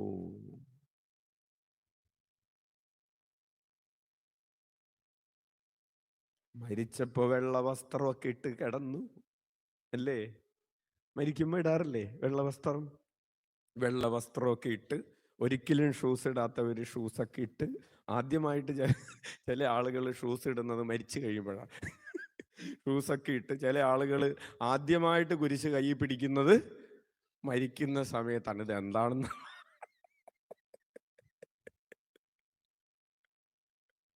അപ്പോ കുരിശൊക്കെ കൈ പിടിച്ച്, കയ്യൊറയൊന്നും നമ്മൾ ജന്മത്തിട്ടിട്ടില്ല, മരിക്കുന്ന സമയത്തല്ലേ ജീവിതത്തിൽ ചെയ്യാത്ത കാര്യങ്ങളൊക്കെ. അപ്പൊ അങ്ങനെ കുരിശൊക്കെ കയ്യിൽ പിടിച്ച്, കൊന്തയൊക്കെ കയ്യിൽ പിടിച്ച് നമ്മൾ മരിച്ച് മുകളിലേക്ക് ചെല്ലുമ്പോൾ നമ്മുടെ വെള്ള വസ്ത്രം കണ്ടിട്ടോ കുരിശ് കണ്ടിട്ടോ തലയിൽ വികാരിയച്ചം വെച്ച് തന്ന ഇല്ലേ ജീവന്റെ കിരീടം നിനക്കിരിക്കട്ടെ എന്ന് പറഞ്ഞ് വെച്ച് തന്ന കിരീടം കണ്ടിട്ടോ ഒന്നുമല്ല ദൈവദൂതന്മാര് നമ്മളെ വിധിക്കാൻ പോകുന്നത്. ഹല്ലേലൂയ. അപ്പോൾ ഏലിയാ പ്രവാചകൻ ദൈവത്തിന്റെ സന്നിധിയിൽ ആരായിട്ട് കാണപ്പെട്ടു? വിശ്വസ്തനായി കാണപ്പെട്ടു. പ്രിയപ്പെട്ടവരെ, അതിന് കുറെ കാരണങ്ങളുണ്ട്. അതിൻ്റെ ഒരു കാരണം അച്ഛൻ നിങ്ങളോട് പറയാം. ഏലിയാ പ്രവാചകൻ അനുസരിക്കുന്നവനായിരുന്നു. ഏലിയാ പ്രവാചകൻ ആഹാബിന്റെ മുമ്പിൽ വന്നിട്ട് പറഞ്ഞു, ഏലിയാ പ്രവാചകന്റെ, ഏലിയ എന്നുള്ള വാക്കിന്റെ അർത്ഥം തന്നെ ഏലിയ, മൈ ഗോഡ് ഈസ് യാവേ, എന്റെ ദൈവം യഹോവയാണ് എന്നാണ് ഏലിയ എന്ന വാക്കിന്റെ അർത്ഥം. എന്താണ് ഏലിയ എന്ന വാക്കിന്റെ അർത്ഥം? എന്റെ ദൈവം യഹോവയാണ് എന്ന ഒരു പേര് ആ മകനിട്ട മാതാപിതാക്കളെ അച്ഛൻ ഓർക്കുകയാണ്. ഏത് കാലഘട്ടത്തിലാണ് പ്രിയപ്പെട്ടവരെ ഈ കൊച്ചി എന്റെ ദൈവം യഹോവയാണ് എന്ന പേര് ഈ ഇടുന്നത് എന്നറിഞ്ഞാൽ നമ്മൾ ഞെട്ടും, വിസ്മയം ഉണ്ടാവും, അത്ഭുതപ്പെടും. കാരണം എല്ലാ മനുഷ്യരും ദൈവത്തെ യഹോവയെ ഉപേക്ഷിച്ച് മുഴുത്ത കടുത്ത വിഗ്രഹാരാധനയ്ക്ക് പോയിക്കൊണ്ടിരിക്കുന്ന സമയത്ത് ഒരു കുടുംബത്തിൽ ഒരപ്പനും അമ്മയും തങ്ങൾക്കൊരു കുഞ്ഞ് പിറന്നപ്പോ ഈ ലോകത്തോട് വിളിച്ചു പറഞ്ഞ പേരാണ് എന്റെ ദൈവം യഹോവയാണ് എന്നത്. ഇപ്പൊ ചില ആളുകള് പേരിടുമ്പോ സൂക്ഷിക്കും, ഈ കൊച്ച് ക്രിസ്ത്യാനിയാണെന്ന് മനസ്സിലാകാത്ത രീതിയിൽ ഒരു പേര്. ചില ആളുകളോട് നമ്മൾ പേര് ചോദിക്കുന്നത് ഇവൻ ക്രിസ്ത്യാനിയാണോ എന്ന് അറിയാൻ വേണ്ടിയിട്ടാണ്. പക്ഷെ ആ പേര് കേട്ട് കഴിയുമ്പോൾ നമുക്കൊരു പിടിയും കിട്ടില്ല, ഏതാണെന്ന് ഒരു പിടി കിട്ടും. പ്രിയപ്പെട്ടവരെ, ലോകത്തിന്റെ രീതികൾക്ക് പിറകെ പോകാതെ ഈ മാതാപിതാക്കള് ലോകത്തെ വെല്ലുവിളിച്ചുകൊണ്ട് ഞങ്ങളുടെ മകൻ ഒരു പേരിട്ട് കൊടുത്തു, എന്റെ ദൈവം യഹോവയാണ്. അങ്ങനെ പേര് കിട്ടിയ മനുഷ്യൻ എല്ലാവരും വഴിതെറ്റി പോകുന്ന ഒരു കാലഘട്ടത്തിലും ഇസ്രായേലിന്റെ ചരിത്രത്തിൽ ഏറ്റവും ദുഷ്ടനായ രാജാവ്, ഏറ്റവും ദുഷ്ടനായ രാജാവിന്റെ മുമ്പിൽ, ആഹാബ് രാജാവിന്റെ മുമ്പിൽ വന്നു നിന്നിട്ട് അവനെ വെല്ലുവിളിച്ചിട്ട് പറഞ്ഞു, ഇനി ഞാൻ പറയാതെ ഇവിടെ മഴ പെയ്യില്ല, ഇനി ഞാൻ പറയാതെ ഇവിടെ മഞ്ഞുണ്ടാവില്ല, വേണമെങ്കിൽ നോക്കിക്കോ എന്ന് പറഞ്ഞു. ആർക്ക് വേണ്ടി പറഞ്ഞു? കർത്താവിന് വേണ്ടി പറഞ്ഞു. കൈയടിച്ച് കർത്താവിന് നന്ദി പറയാം. Hallelujah, hallelujah. ഏലിയാ പ്രവാചകൻ ആർക്കു വേണ്ടി നിലകൊണ്ടു? ദൈവത്തിന് വേണ്ടി നിലകൊണ്ടു. നമ്മൾ ആർക്കു വേണ്ടി നിലകൊള്ളും? 10 പേര് വികാരിയച്ഛനെതിരെ സംസാരിച്ചു കൊണ്ടിരിക്കുകയാണെന്ന് വിചാരിക്കുക. നമ്മൾ 11ാമത്തെ ആളായിട്ട് കടന്നു വരുമ്പോ നമ്മൾ എന്ത് പറയും? ആ, ഷാജിയച്ഛനല്ലേ, എനിക്കും കുറച്ച് കാര്യങ്ങൾ പറയാനുണ്ട്. 11ാമത്തെ ആളുടെ നമ്മുടെ കോൺട്രിബ്യൂഷനും കൂടി കൊടുക്കും. അല്ലെങ്കിൽ 10 പേര് ബിഷപ്പിനെതിരെ പറഞ്ഞുകൊണ്ടിരിക്കുകയാണ്, സഭയ്ക്കെതിരെ പറഞ്ഞുകൊണ്ടിരിക്കുകയാണെങ്കിൽ 11ാമത്തെ ആള് നമ്മളും അങ്ങോട്ട് ചേരും. ഹല്ലേലൂയ. അല്ലെങ്കിൽ പോട്ടെ, നിങ്ങളുടെ തന്നെ കൂട്ടായ്മകളില് തൊഴിലുറപ്പിന്റെ കൂട്ടായ്മയാകും, കുടുംബശ്രീ ആവോ, എന്തു ആവോ, SHG ആവോ. SHG എന്ന് പറയുന്ന സാധനം ഉണ്ട് ഇപ്പോ, ഉണ്ട്. അപ്പോ കുടുംബശ്രീയിലോ ഒരു തിന്മ പറഞ്ഞുകൊണ്ടിരിക്കുന്നവരുടെ കൂട്ടത്തിൽ നമ്മളും ചേർന്നിട്ട് തിന്മ പറയുന്നത് എന്തുകൊണ്ടാണ് പ്രിയപ്പെട്ടവരെ? തിന്മയെ എതിർക്കാൻ നമുക്ക് മനസ്സില്ല, ശക്തിയില്ല. ഉച്ചത്തിൽ വിളിക്കാം, ഈശോയേ, ഈശോയേ. അപ്പോൾ ഏലിയാ പ്രവാചകൻ ദൈവത്തിന് വേണ്ടി ധൈര്യത്തോടുകൂടെ നിലനിന്നതുപോലെ നമ്മളും ധൈര്യത്തോടുകൂടെ നിലനിൽക്കുമ്പോ പ്രിയപ്പെട്ടവരെ, ഇത് അങ്ങനെയാണ് അപ്ലിക്കേഷൻ. ഏലിയ അംഗീകരിക്കപ്പെട്ടു. ഏലിയായെ പോലെ ജീവിച്ചാൽ നമ്മളും അംഗീകരിക്കപ്പെടും. അതിനുവേണ്ടിയാണ് നമ്മൾ ബൈബിളിലെ കഥാപാത്രങ്ങളെ പഠിക്കുന്നത്. ഇയാൾ എങ്ങനെ ഇങ്ങനെയായി? ഇങ്ങനെയൊക്കെ ചെയ്തു, ഞാനും അങ്ങനെ ചെയ്താൽ ഞാനും അങ്ങനെയാകും, അംഗീകരിക്കപ്പെടും. അതാണ് ഇതിന്റെ ഒരു logic. Price the Lord. Hallelujah, hallelujah. Shalom ടിവിയിൽ എല്ലാ ഞായറാഴ്ചയും രാത്രി 9:30 അച്ഛൻ്റെ പ്രഭാഷണമുണ്ട്, പ്രഭാഷണ പരമ്പരയുണ്ട്. വിളിക്കപ്പെട്ടവർ, തിരഞ്ഞെടുക്കപ്പെട്ടവർ, വിശ്വസ്തരായവർ എന്ന പ്രഭാഷണത്തിൻ്റെ 100 എപ്പിസോഡുകൾ ഇപ്പം നടന്നുകൊണ്ടിരിക്കുകയാണ്. എല്ലാ ഞായറാഴ്ചയും രാത്രി 9 മണിക്ക്. ഇപ്പോൾ ടിവിയിൽ സംപ്രേഷണം ചെയ്തുകൊണ്ടിരിക്കുന്നത് ദാവീദിനെ കുറിച്ചുള്ള ഒരു 12-14 എപ്പിസോഡുകളാണ്. അതായത് എപ്രകാരം ദാവീദ് വിശ്വസ്തയോടുകൂടെ ജീവിച്ചു, ദാവീദ് ദൈവത്തിൻ്റെ ഹൃദയത്തിനിണങ്ങിയ മനുഷ്യനായി തീർന്നു, അതുപോലെ നമ്മൾ എന്ത് ചെയ്യണം എന്നതിനെ കുറിച്ചുള്ള പ്രഭാഷണം. അപ്പോൾ പ്രിയപ്പെട്ടവരെ, ഏലിയാ പ്രവാചകൻ ദൈവത്തിന് വേണ്ടി നിലനിന്നതുപോലെ, ദൈവരാജ്യത്തിന് വേണ്ടി ധീരതയോടെ നിന്നതുപോലെ നമ്മളും നിലനിൽക്കുമെങ്കിൽ പലർക്കും പ്രിയപ്പെട്ടവരെ ഭയമാണ്, നന്മ പറയാൻ ഭയമാണ്. എന്തിന്? ഒരു വചനം വായിക്കാൻ പറഞ്ഞാൽ പോലും പേടിയാണ്. ഒരു നല്ല കാര്യത്തിന്, ഒരു കാറ്റീസം എടുക്കാൻ വേണ്ടി വിളിച്ചാൽ അതിന് ഭയമാണ്. ഇടവകയുടെ കൂട്ടായ്മയ്ക്ക് നേതൃത്വം കൊടുക്കാൻ പറഞ്ഞാൽ ഭയമാണ്. നന്മ ചെയ്യാൻ ഭയമാണ്. ആളുകളെ കൊണ്ട് വെറുതെ എന്തിനാണ് അതും ഇതും പറയിപ്പിക്കുന്നത് എന്നാണ് നമ്മുടെ ഒരു പേടി. Hallelujah, hallelujah. അപ്പോൾ ഏലിയാ പ്രവാചകൻ ആ ഭയത്തെ അതിജീവിച്ചു. ഒന്ന്.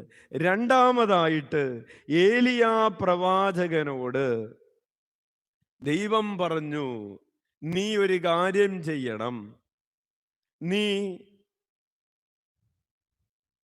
വരൾച്ചയുടെ ഈ 3.5 വർഷക്കാലം ഇനി മഴ പെയ്യുന്നില്ല. അപ്പോൾ ഈ വർഷം നീ ആദ്യം പോയി എവിടെ താമസിക്കണം? അതിക്ക് മുമ്പ് കെറീത്തരുവിയുടെ തീരത്ത് പോയി താമസിക്കണം. പ്രിയപ്പെട്ടവരെ, വെള്ളമില്ലാത്ത അല്ലെങ്കിൽ വരൾച്ചയുള്ള സമയത്ത് എവിടെ പോയാണ് ശരിക്ക് താമസിക്കേണ്ടത്? ശരിക്കും ഒളിച്ച് താമസിക്കാൻ പറയുകയാണ്. കെറീത്ത് അരുവിയുടെ തീരത്ത് പോയി ഒളിച്ച് താമസിക്കുക. അവിടെ കാക്ക നിനക്ക് ഭക്ഷണം കൊണ്ടുവന്ന് തരും. ഇതാണ് കർത്താവിൻ്റെ വാഗ്ദാനം. രണ്ട് പ്രശ്നങ്ങളുണ്ട്. ഒന്ന്, ഒരിടത്തും വെള്ളമില്ലാത്തപ്പോൾ ആളുകളൊക്കെ കൂടി എങ്ങോട്ട് പോകും? വെള്ളമുള്ളിടത്തേക്ക് പോകും. അപ്പൊ കെറീത്ത് അരുവിയുടെ അവിടെ എന്തുണ്ട്? വെള്ളമുണ്ട്. എല്ലാവരും വെള്ളം എടുക്കാൻ വരുന്ന സ്ഥലത്ത് ഇയാൾ എന്ത് ചെയ്യണം? ഒളിച്ച് താമസിക്കണം. ഒളിച്ച് താമസിക്കാൻ പറ്റിയ സ്ഥലം എല്ലാവരും. അപ്പൊ അങ്ങനെ ഒരു പ്രശ്നമുണ്ട്. രണ്ട്, ഭക്ഷണം കൊണ്ടുവന്ന് ആര് തരുമെന്നാണ് പറഞ്ഞിരിക്കുന്നത്? കാക്ക. ഈ കാക്കയ്ക്ക് ഒരു പ്രശ്നമുണ്ട്. കാക്ക ഇസ്രായേലിന്റെ അശുദ്ധമായ പക്ഷികളുടെ ഗണത്തിൽ, സംഖ്യാപുസ്തകത്തിൽ, നിയമാവർത്തന പുസ്തകത്തിലൊക്കെ അശുദ്ധമായ പക്ഷികളുടെ ഗണത്തിൽ പെട്ടിരിക്കുന്ന ഒരു പക്ഷിയാണ് കാക്ക. ഇനി കാക്കയുടെ സ്വഭാവം നമുക്കറിയാം അല്ലേ? അയ്യപ്പന്റെ അമ്മ നെയ്യപ്പൻ ചുട്ടു. കാക്കക്ക് കൊത്തിയെടുത്തുകൊണ്ട് പോകാൻ മാത്രോ എപ്പോഴെങ്കിലും കാക്ക നമ്മുടെ വീട്ടിൽ കൊത്തിയെടുത്തുകൊണ്ട് വന്നിട്ടുണ്ടോ? കോഴിക്കുഞ്ഞിന് അപ്പുറത്തെ വീട്ടിൽ നിന്ന് കൊത്തിയെടുത്ത് ഇപ്പുറത്തോട്ട് കൊത്തിയെടുത്തുകൊണ്ട് പോകുന്ന സ്വഭാവമുള്ള കാക്ക നിനക്ക് കൊണ്ടുവന്ന് തരും. അശുദ്ധമായ കാക്ക, തരുന്നതിന് ഒരു സ്വഭാവമില്ലാത്ത കാക്ക. അതായത് നീ വിശ്വസിക്കേണ്ടത് കാക്കയുടെ സ്വഭാവത്തിലല്ല, കാക്കയുടെ വിശുദ്ധിയിലല്ല. ഈ പ്രവാചകൻ പരമമായും ആശ്രയിക്കേണ്ടത് കർത്താവിലാണ്. പ്രിയപ്പെട്ടവരെ, ഈ കെറീത്ത് അരുവി വറ്റിപ്പോകുന്ന അരുവിയാണ്. വറ്റിപ്പോകുന്ന സ്ഥലത്ത് ഈ പ്രവാചകനെ അയക്കുമ്പോ പ്രവാചകൻ പറയുന്നില്ല, ഞാൻ അവിടെ പോവുകയില്ല, കാക്ക കൊണ്ടുവന്ന് തരുമെന്ന്. എന്നെ വെറുതെ മണ്ടനാക്കാൻ നോക്കണ്ട, ഇല്ലേ? എന്നെ വെറുതെ പറ്റിക്കാൻ നോക്കണ്ട. കണ്ണും പൂട്ടി വിശ്വസിക്കുകയാണ്. Hallelujah, hallelujah. ഇവിടെ സിസ്റ്റേഴ്സ് ഇരിക്കുന്നത് കൊണ്ട് പറയട്ടെ, ട്രാൻസ്ഫർ ഒക്കെ കിട്ടുമ്പോൾ അല്ലേ, അവിടെ പോയ ഒരു കാര്യമില്ല, ഒരു ശുശ്രൂഷയില്ല, അവിടെ പോയിട്ട് ഒരു കാര്യമില്ല എന്ന് പറയുന്ന ചില സാഹചര്യങ്ങളിലേക്ക് നമ്മൾ അയക്കപ്പെടും. ഇല്ലേ സിസ്റ്റർ? ഇല്ലേ? അയക്കപ്പെടും. എന്തിനാണ് നാവു മാതറ എന്നെ ഇങ്ങോട്ട് വിട്ടാക്കണത്? യെസ്, കുടുംബജീവിതം നയിക്കുന്നവര് വറ്റിപ്പോകുന്ന ചില സാഹചര്യങ്ങളിലേക്ക്. കഴിഞ്ഞ ദിവസം ഒരു സഹോദരൻ പറഞ്ഞു, എന്തിനാണെന്നാവോ ഞാൻ ഇവളെ കെട്ടാൻ ഇടവന്നത്. അപ്പൊ അച്ഛൻ ചോദിച്ചു, എത്ര കൊല്ലമായി കെട്ടിയിട്ട്? 43 കൊല്ലമായി. ഇതുവരെ മനസ്സിലായിട്ടില്ല ഈ കുരിശിനെ കർത്താവ് എന്തിനാണ് എൻ്റെ തലയെ തന്നെന്ന്.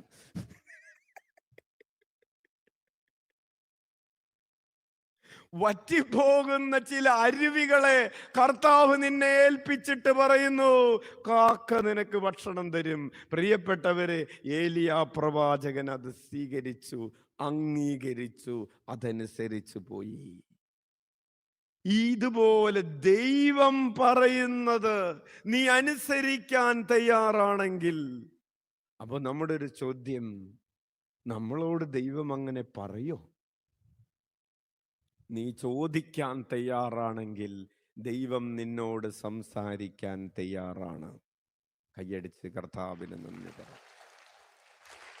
നീ കേൾക്കാൻ തയ്യാറാണെങ്കിൽ ദൈവം നിന്നോട് സംസാരിക്കാൻ തയ്യാറാണ്. ദൈവം നമ്മോട് സംസാരിക്കുന്നു. കാരണം എന്താണ്? അവന് മുഖമുണ്ട്, അല്ലേ? ദൈവത്തിന് മുഖമുണ്ടെന്ന് നമ്മൾ ധ്യാനിക്കുന്നത് എന്തിനാണ്? തിരുമുഖ ഭക്തി, വിളക്കന്നൂരത്തെ തിരുമുഖ ഭക്തി നമ്മൾ, അല്ലേ? വിളക്കന്നൂർ ആരൊക്കെ പോയി? കൈ ഉയർത്തി.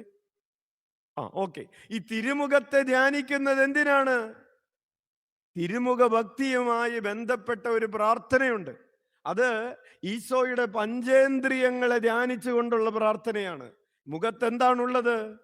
പഞ്ചേന്ദ്രിയങ്ങളാണ്. കണ്ണ്, മൂക്ക്, വായ, ചെവി, ത്വക്ക്. ഈ പഞ്ചേന്ദ്രിയങ്ങളാണ് മുഖത്തുള്ളത്. ഈ പഞ്ചേന്ദ്രിയങ്ങൾ എന്തിനുള്ളതാണ്? കണ്ണ് കാണാനുള്ളതാണ്. അത് എന്ന് പറഞ്ഞാൽ ദിവ്യകാരുണ്യ ഈശോ എന്നെ കാണുന്നവനാണ്. കാത് കേൾക്കാനുള്ളതാണ് എന്ന് പറഞ്ഞാൽ ദിവ്യകാരുണ്യ ഈശോ എന്നെ കേൾക്കുന്നവനാണ്. വായ സംസാരിക്കാനുള്ളതാണ്. ദിവ്യകാരുണ്യ ഈശോ എന്നോട് സംസാരിക്കുന്നവനാണ്. ത്വക്ക് ഫീൽ ചെയ്യാനുള്ളതാണ്, തൊടാനുള്ളതാണ്. അവൻ എന്നെ സ്പർശിക്കുന്നവനാണ്. മൂക്ക് ശ്വസിക്കാനുള്ളതാണ്. അവൻ എൻ്റെ ഗന്ധം ശ്വസിക്കുന്നവനാണ്. കൈയടിച്ച് നന്ദി പറയാം. അപ്പോൾ തിരുമുഖത്തിൻ്റെ ഇപ്പം നമ്മൾ കരുണയുടെ ചാപ്ലേറ്റ് ഉള്ളതുപോലെ തിരുമുഖത്തിൻ്റെ ഒരു ചാപ്ലേറ്റ് ഉണ്ട്, പ്രാർത്ഥനയുണ്ട്. തിരുമുഖത്തിൻ്റെ പ്രാർത്ഥന. ഇതില് ഓരോ ഈ പഞ്ചേന്ദ്രിയങ്ങളെ സമർപ്പിച്ചുകൊണ്ടുള്ള പ്രാർത്ഥനകളുണ്ട്. ഓക്കെ, അവിടെ നിൽക്കട്ടെ. അച്ഛൻ്റെ പോയിന്റ് വായ, ദൈവം മുഖം, വായ അത് സംസാരിക്കാനുള്ളതാണ്. ദൈവം നമ്മോട് സംസാരിക്കുന്നു. Hallelujah, hallelujah. അപ്പോൾ ഏലിയാ പ്രവാചകൻ കെറീത്തരുവിയുടെ തീരത്തേക്ക് ദൈവത്തെ അനുസരിച്ചു കൊണ്ടുപോയി. ഇനി മറ്റൊരു കാര്യം കൂടെ ഉണ്ട്. വചനത്തിൽ എഴുതിയിരിക്കുകയാണ്, കാക്ക വരാതെയായി, അരുവിയിലെ വെള്ളം വറ്റി. പ്രവാചകൻ എന്ത് ചെയ്തു? അരുവിയിൽ നിന്ന് വെള്ളം കുടിക്കാൻ പറഞ്ഞു വിട്ടതാണ്. പക്ഷെ അരുവിയിലെ വെള്ളം വറ്റി. കാക്ക വരുമെന്ന് ദൈവം പറഞ്ഞിട്ടുണ്ടായിരുന്നു. പക്ഷെ കാക്ക വരല് നിർത്തി, വണ്ടി സ്റ്റോപ്പായി. പ്രവാചകൻ എന്ത് ചെയ്തു?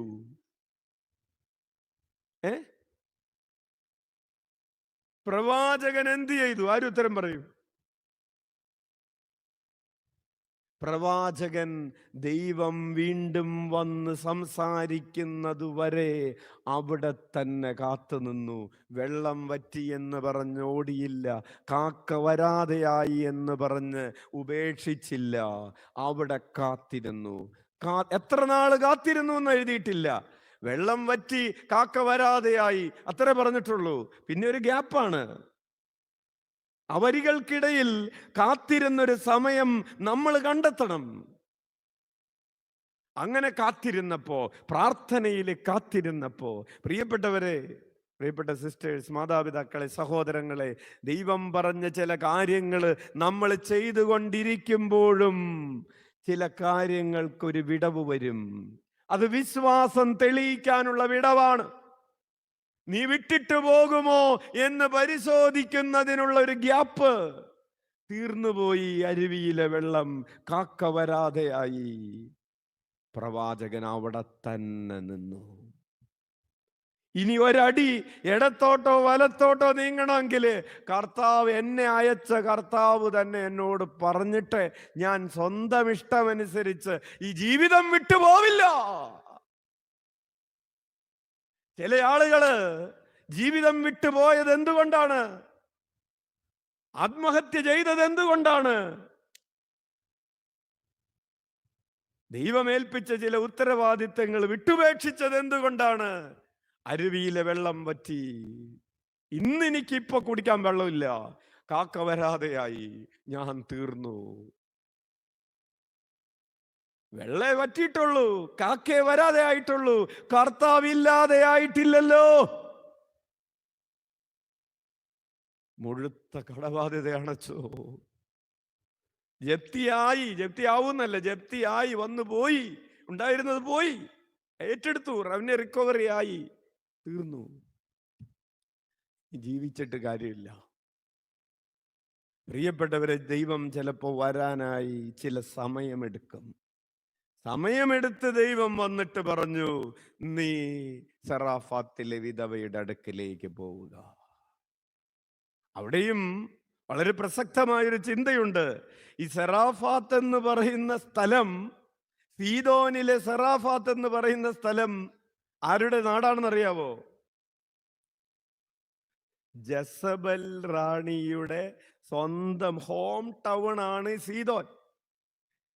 അവിടെ രാജാവ് എന്ന് പറയുന്നത് ജസബലിന്റെ അപ്പനാണ്. ആഹാബ് രാജാവിന്റെ അമ്മായപ്പൻ ഭരിച്ചുകൊണ്ടിരിക്കുന്ന സ്ഥലമാണ്. ആ സ്ഥലത്ത് ചെന്ന് ഒളിച്ച് താമസിക്കുക. അമ്മായപ്പന്റെ വീട്ടിൽ പോയി. ആരുടെ അമ്മായപ്പന്റെ വീട്ടിൽ പോയി? ആഹാബ് രാജാവിന്റെ അമ്മായപ്പന്റെ വീട്ടിൽ പോയി ആഹാബ് കാണാതിരിക്കാൻ ഒളിച്ച് താമസിക്കുക. കിട്ടിയോ? അതിന്റെ സെൻസ് കിട്ടി? കർത്താവ് അങ്ങോട്ട് അയക്കാണ്. ഒരു വിധവയുടെ വീട്ടിലേക്ക്. പട്ടിണിയുള്ളൊരു സമയത്ത് നമുക്ക് സംരക്ഷണം കിട്ടണമെന്നുണ്ടെങ്കിൽ കാശിന് വകയില്ലാത്ത വല്യമ്മയുടെ വീട്ടിലാണോ പോയി താമസിക്കേണ്ടത്? അവർക്ക് തന്നെ തിന്നാനും കുടിക്കാനും ഒന്നുമില്ല, ഇല്ലേ? നമ്മൾ എന്ത് ചെയ്യും? നമുക്കിപ്പോ തെണ്ടാൻ തോന്നുന്നു, അല്ലെങ്കിൽ ഇത്തിരി സഹായം ചോദിക്കാൻ തോന്നുന്നു, നമ്മൾ ആരുടെ അടുത്ത് പോവും? ഇത്തിരി ഉള്ള ഒരാളുടെ അടുത്തേക്കല്ലേ നമ്മൾ സാധാരണ പോവുള്ളൂ. പക്ഷേ മനുഷ്യൻ കാണുന്നതല്ല ദൈവം കാണുന്നത്. മനുഷ്യന്റെ ചിന്തയല്ല ദൈവത്തിന്റെ ചിന്ത. ദൈവം മറ്റൊരു തരത്തിൽ കണ്ടിട്ട് ഈ വിധവയുടെ അടുക്കലേക്ക്, വിജാതീയയായ വിധവയുടെ അടുക്കലേക്ക് ഏലിയാ പ്രവാചകനെ കൊണ്ടുപോയി അവിടെ സംരക്ഷിച്ച് നിർത്തി.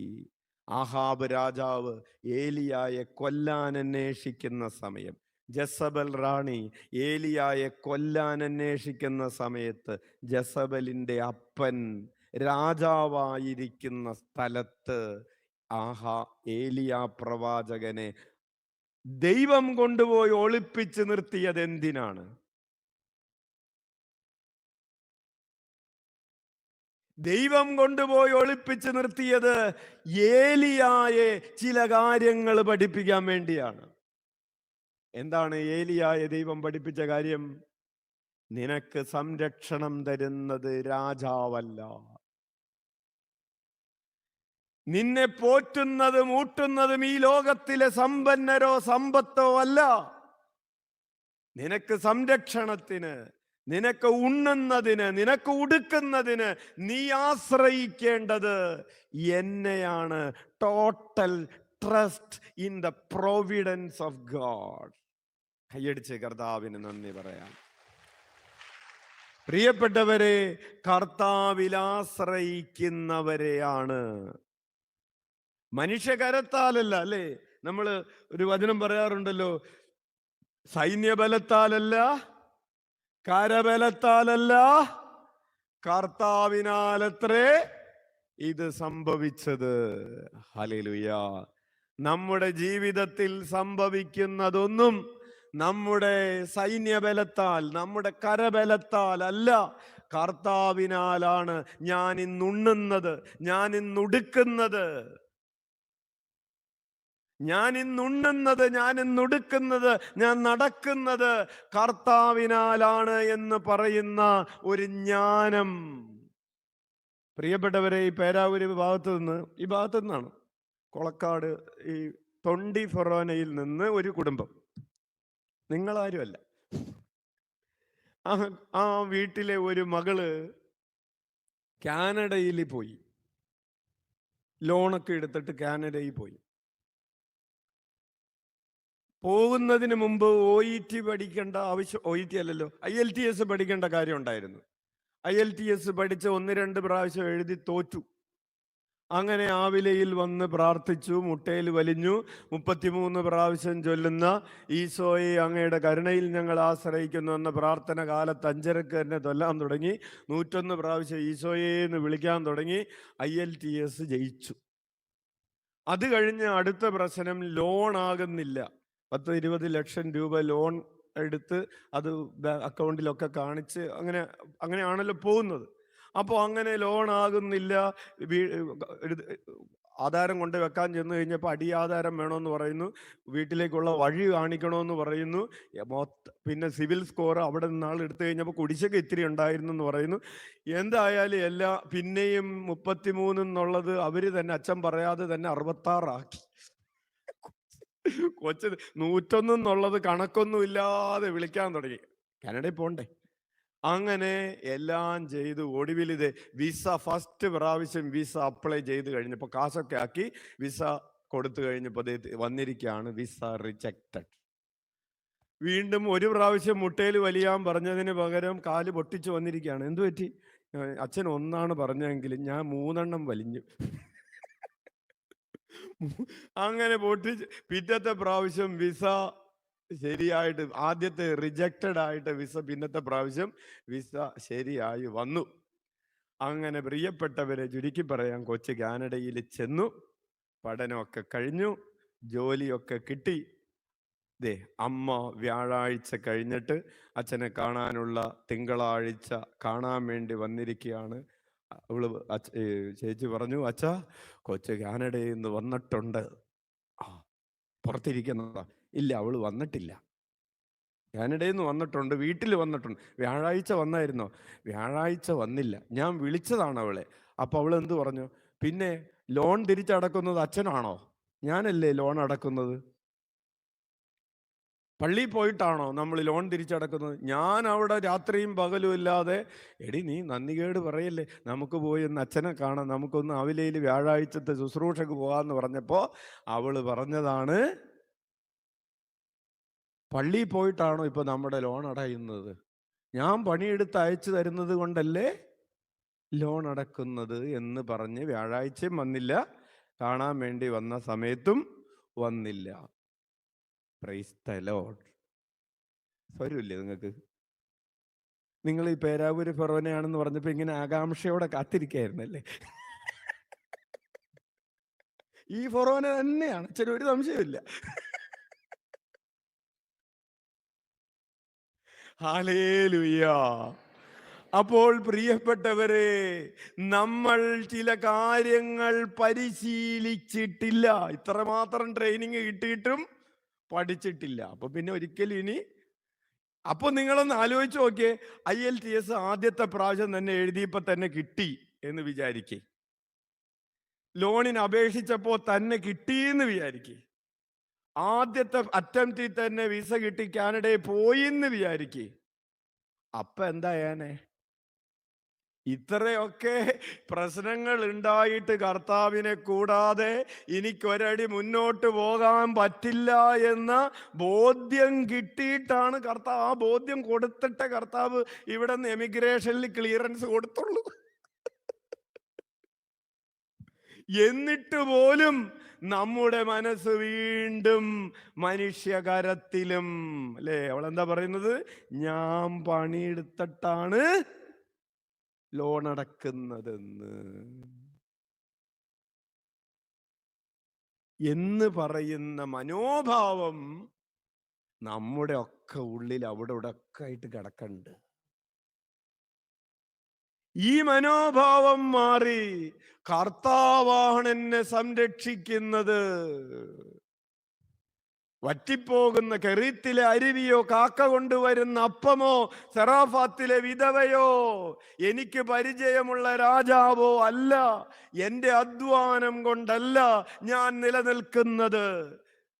കൊരിന്ത്യസുകാർക്ക് എഴുതിയ 2-ാം ലേഖനത്തിൽ, 1-ാം ലേഖനം 4-ാം അധ്യായം 7-ാമത്തെ തിരുവചനത്തിൽ പൗലോസ് പറയുന്നത് പോലെ, എല്ലാം ദാനമായിരിക്കെ ഒന്നും ദാനമല്ല എന്ന മട്ടിൽ നീ അഹങ്കരിക്കുന്നത് എന്തിനാണ്? എല്ലാം ദാനമായിരിക്കെ.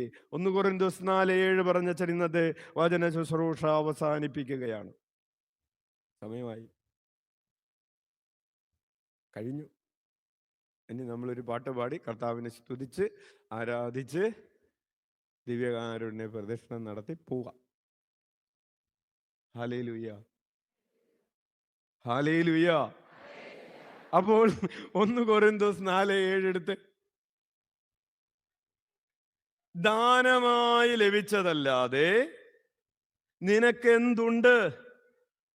എല്ലാം ദാനമായിരിക്കെ ഒന്നും ദാനമല്ല എന്ന മട്ടിൽ നീ എന്തിന് അഹങ്കരിക്കുന്നു? വലതുകരമുയർത്തി വീശിക്കൊണ്ട് പറയാം, നിനക്ക് എന്ത് പ്രത്യേക മഹാത്മ്യമാണുള്ളത്? ദാനമായി ലഭിച്ചതല്ലാതെ നിനക്ക് എന്തുണ്ട്? എല്ലാം ദാനമായിരിക്കെ ദാനമല്ല എന്ന മട്ടിൽ എന്തിന് നീ അഹങ്കരിക്കുന്നു?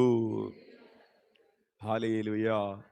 നമുക്ക് കുടുംബമുണ്ടാകാം, ജീവിത പങ്കാളി ഉണ്ടാകാം, മക്കളുണ്ടാകാം, സ്ഥലമുണ്ടാകാം, ജോലി ഉണ്ടാകാം, അങ്ങനെ എന്തുമുണ്ടാകാം.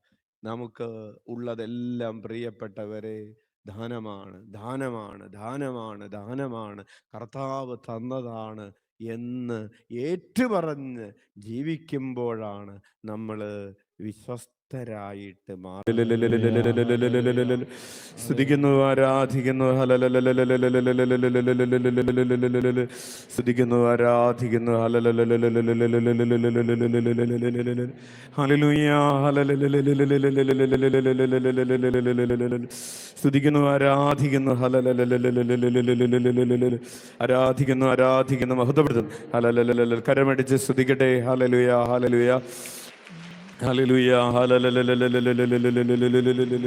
Hallelujah, hallelujah, hallelujah, hallelujah, hallelujah, hallelujah.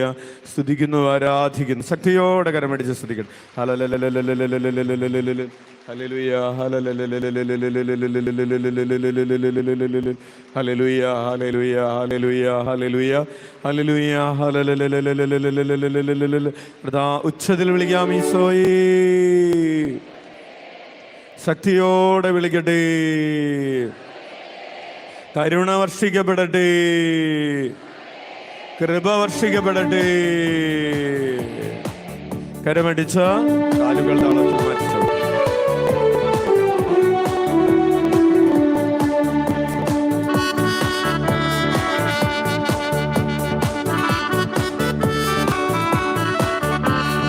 കരുണാമയനാമീശോയേ, കരുണാസാഗരമീശോയേ, കരുണാവർഷം പെരുമഴയായി ഇന്നീ മക്കൾ കരുളണമേ. കരുണാമയനാം ഈശോയേ, കരുണാസാഗരമീശോയേ, കരുണാവർഷം പെരുമഴയായി ഇന്നീ മക്കൾ കരുളണമേ. കരുണാമയനാമീശോയേ, കരുണാസാഗരമീശോയേ, കരുണാവർഷം പെരുമഴയായി ഇന്നീ മക്കൾ കരുളണമേ. കരുണാമയനാം ഈശോയേ, കരുണാസാഗരമീശോയേ, കരുണാവർഷം പെരുമഴയായി ഇന്നീ മക്കൾ കരുളണമേ.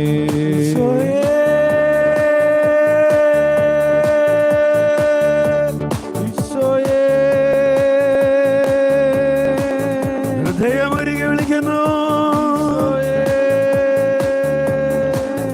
സംഘൊട്ടി വിളിക്കട്ടെ. പോരാ പോരാ മടികൂടാതെ വിളിക്കട്ടെ.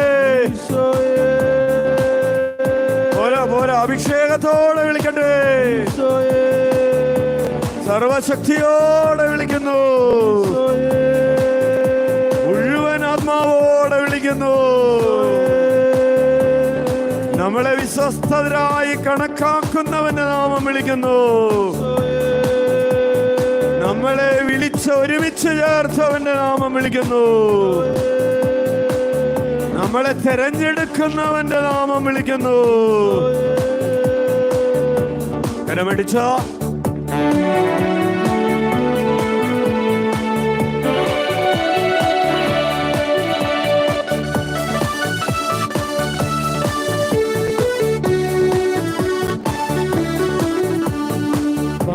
പരീക്ഷകൾ നേരിടുവാൻ വചനം വാളായി വീശിടുവാൻ. പാപപരീക്ഷയിൽ നേരിടുവാൻ വചനം വാളായി വീശിടുവാൻ. പാപപരീക്ഷകൾ നേരിടുവാൻ വചനം വാളായി വീശിടുവാൻ.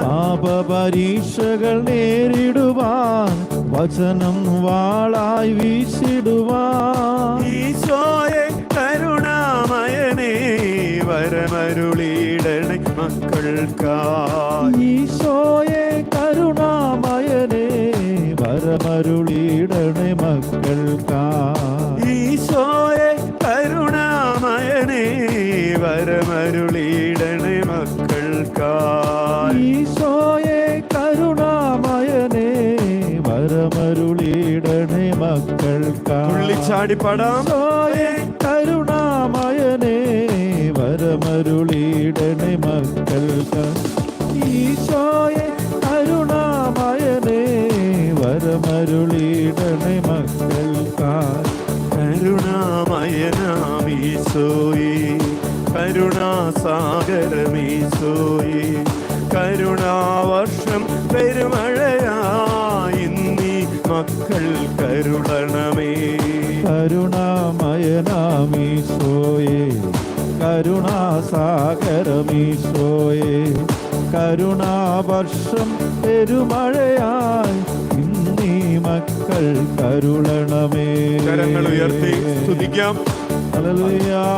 അതുപോലെ പരമാവധി മുൻപിലേക്ക് ആരാധന ആരാധന ആരാധന മുൻപിലേക്ക് കയറി. Hallelujah hallelujah hallelujah hallelujah hallelujah hallelujah hallelujah hallelujah hallelujah. യേശുവേ ആരാധന ആരാധന ആരാധന ആരാധിക്കുന്നു ആരാധിക്കുന്നു. Hallelujah hallelujah hallelujah hallelujah hallelujah hallelujah hallelujah hallelujah hallelujah. യേശുവേ സ്തുതിക്കുന്നു സ്തുതിക്കുന്നു സ്തുതിക്കുന്നു സ്തുതിക്കുന്നു. ആരാധന ആരാധന ആരാധന ആരാധന ആരാധന ആരാധന. Hallelujah hallelujah. പരമാവധി മുമ്പിലേക്ക് കയറി നിന്ന് സ്തുതിക്കട്ടെ. Hallelujah hallelujah hallelujah. ഉച്ചത്തിൽ വിളിക്കാം. ഈശോയേ ഈശോയേ ഈശോയേ. ഓരോരുത്തരുടെയും ശബ്ദം അടുത്ത് നിൽക്കുന്ന 100 പേർക്ക് കേൾക്കാവുന്ന വിധത്തിൽ വിളിക്കട്ടെ. പുരുഷന്മാരുടെ ശബ്ദമുയരട്ടെ, സ്ത്രീകളുടെ ശബ്ദമുയരട്ടെ, യുവതീവാക്കളുടെ ശബ്ദമുയരട്ടെ. പരിശുദ്ധാത്മാവിന്റെ ആലയമായി നമ്മുടെ ഹൃദയം രൂപപ്പെടട്ടെ. കരമടിച്ച കാലുകൾ താളത്തിൽ മാറ്റി ചവിട്ടി അഭിഷേകത്തോടെ ഇരുവശങ്ങളിലേക്ക് കരമടിച്ച്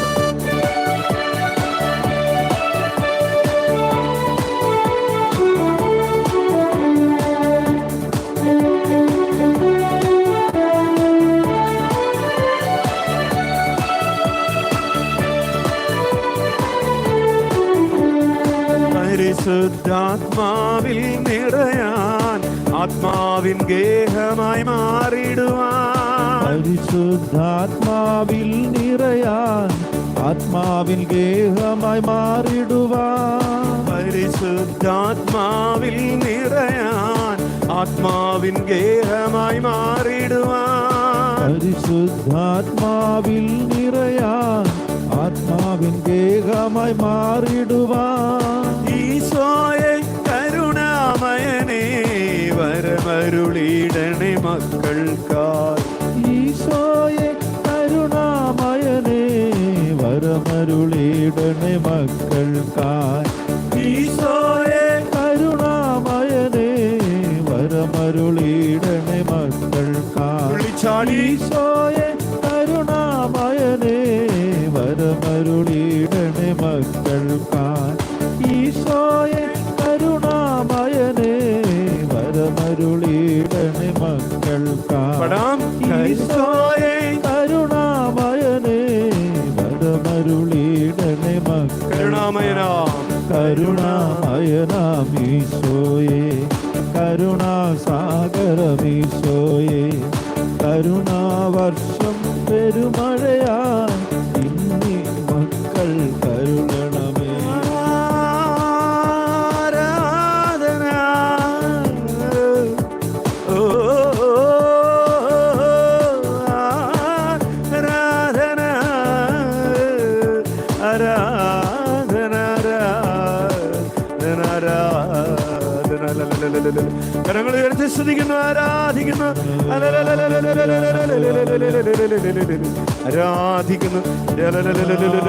സ്തുതിക്കുന്നു, സ്തുതിക്കുന്നു, ആരാധിക്കുന്നു,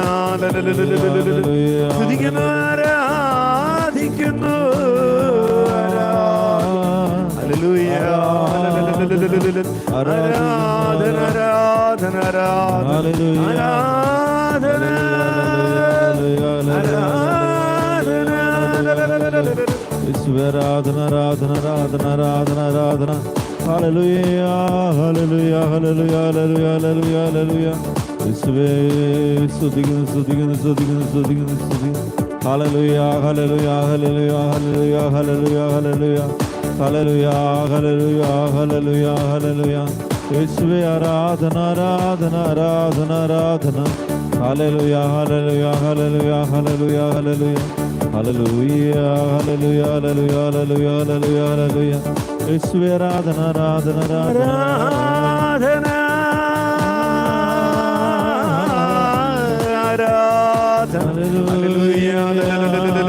അനേക മക്കളെ കർത്താവ് തൊടുന്ന ഒരു സമയം, അനേക മക്കളിലേക്ക് കർത്താവിന്റെ ചൈതന്യം ഒഴുകിയറ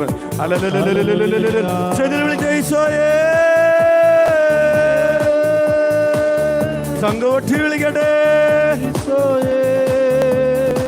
മടികൂടാതെ വിളിക്കട്ടെ. ഓരോരുത്തരുടെയും ശബ്ദം അടുത്ത് നിൽക്കുന്ന 500 പേർക്ക് കേൾക്കാൻ പറ്റുന്ന വിധത്തിൽ വിളിക്കട്ടെ. പോരാ അഭിഷേകത്തോടെ വിളിക്കട്ടെ. കരമടിച്ചോ?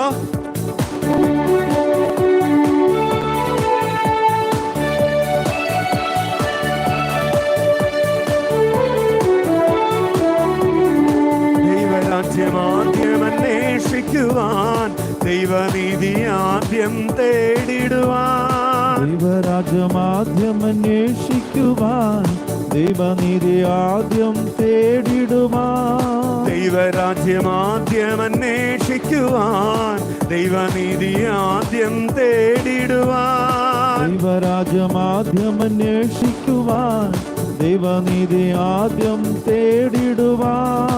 ഈശോയെ കരുണാമയനേ വരമരുളിയിടണേ മക്കൾക്കായി. ഈശോയെ കരുണാമയനേ വരമരുളിയിടണേ മക്കൾ. വിളിച്ചാടി പാടാം. ഈശോയെ കരുണാമയനേ വരമരുളിയിടണേ മക്കൾക്കായി.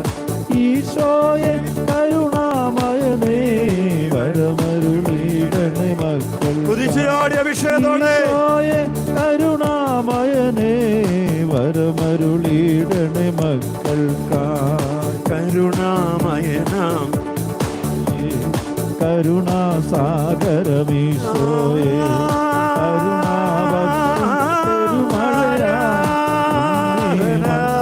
കരുണമേ.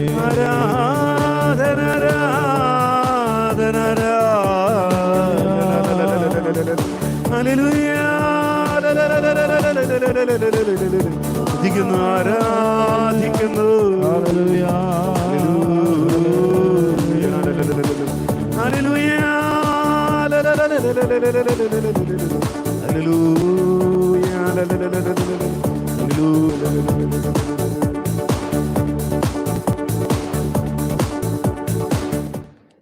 കണ്ണുകളടച്ച് കരങ്ങൾ കൂപ്പി ഉള്ളിലേക്ക് നന്നായി ശ്വാസമെടുത്ത് ഇന്ന് ഈ ആദ്യ വെള്ളിയാഴ്ച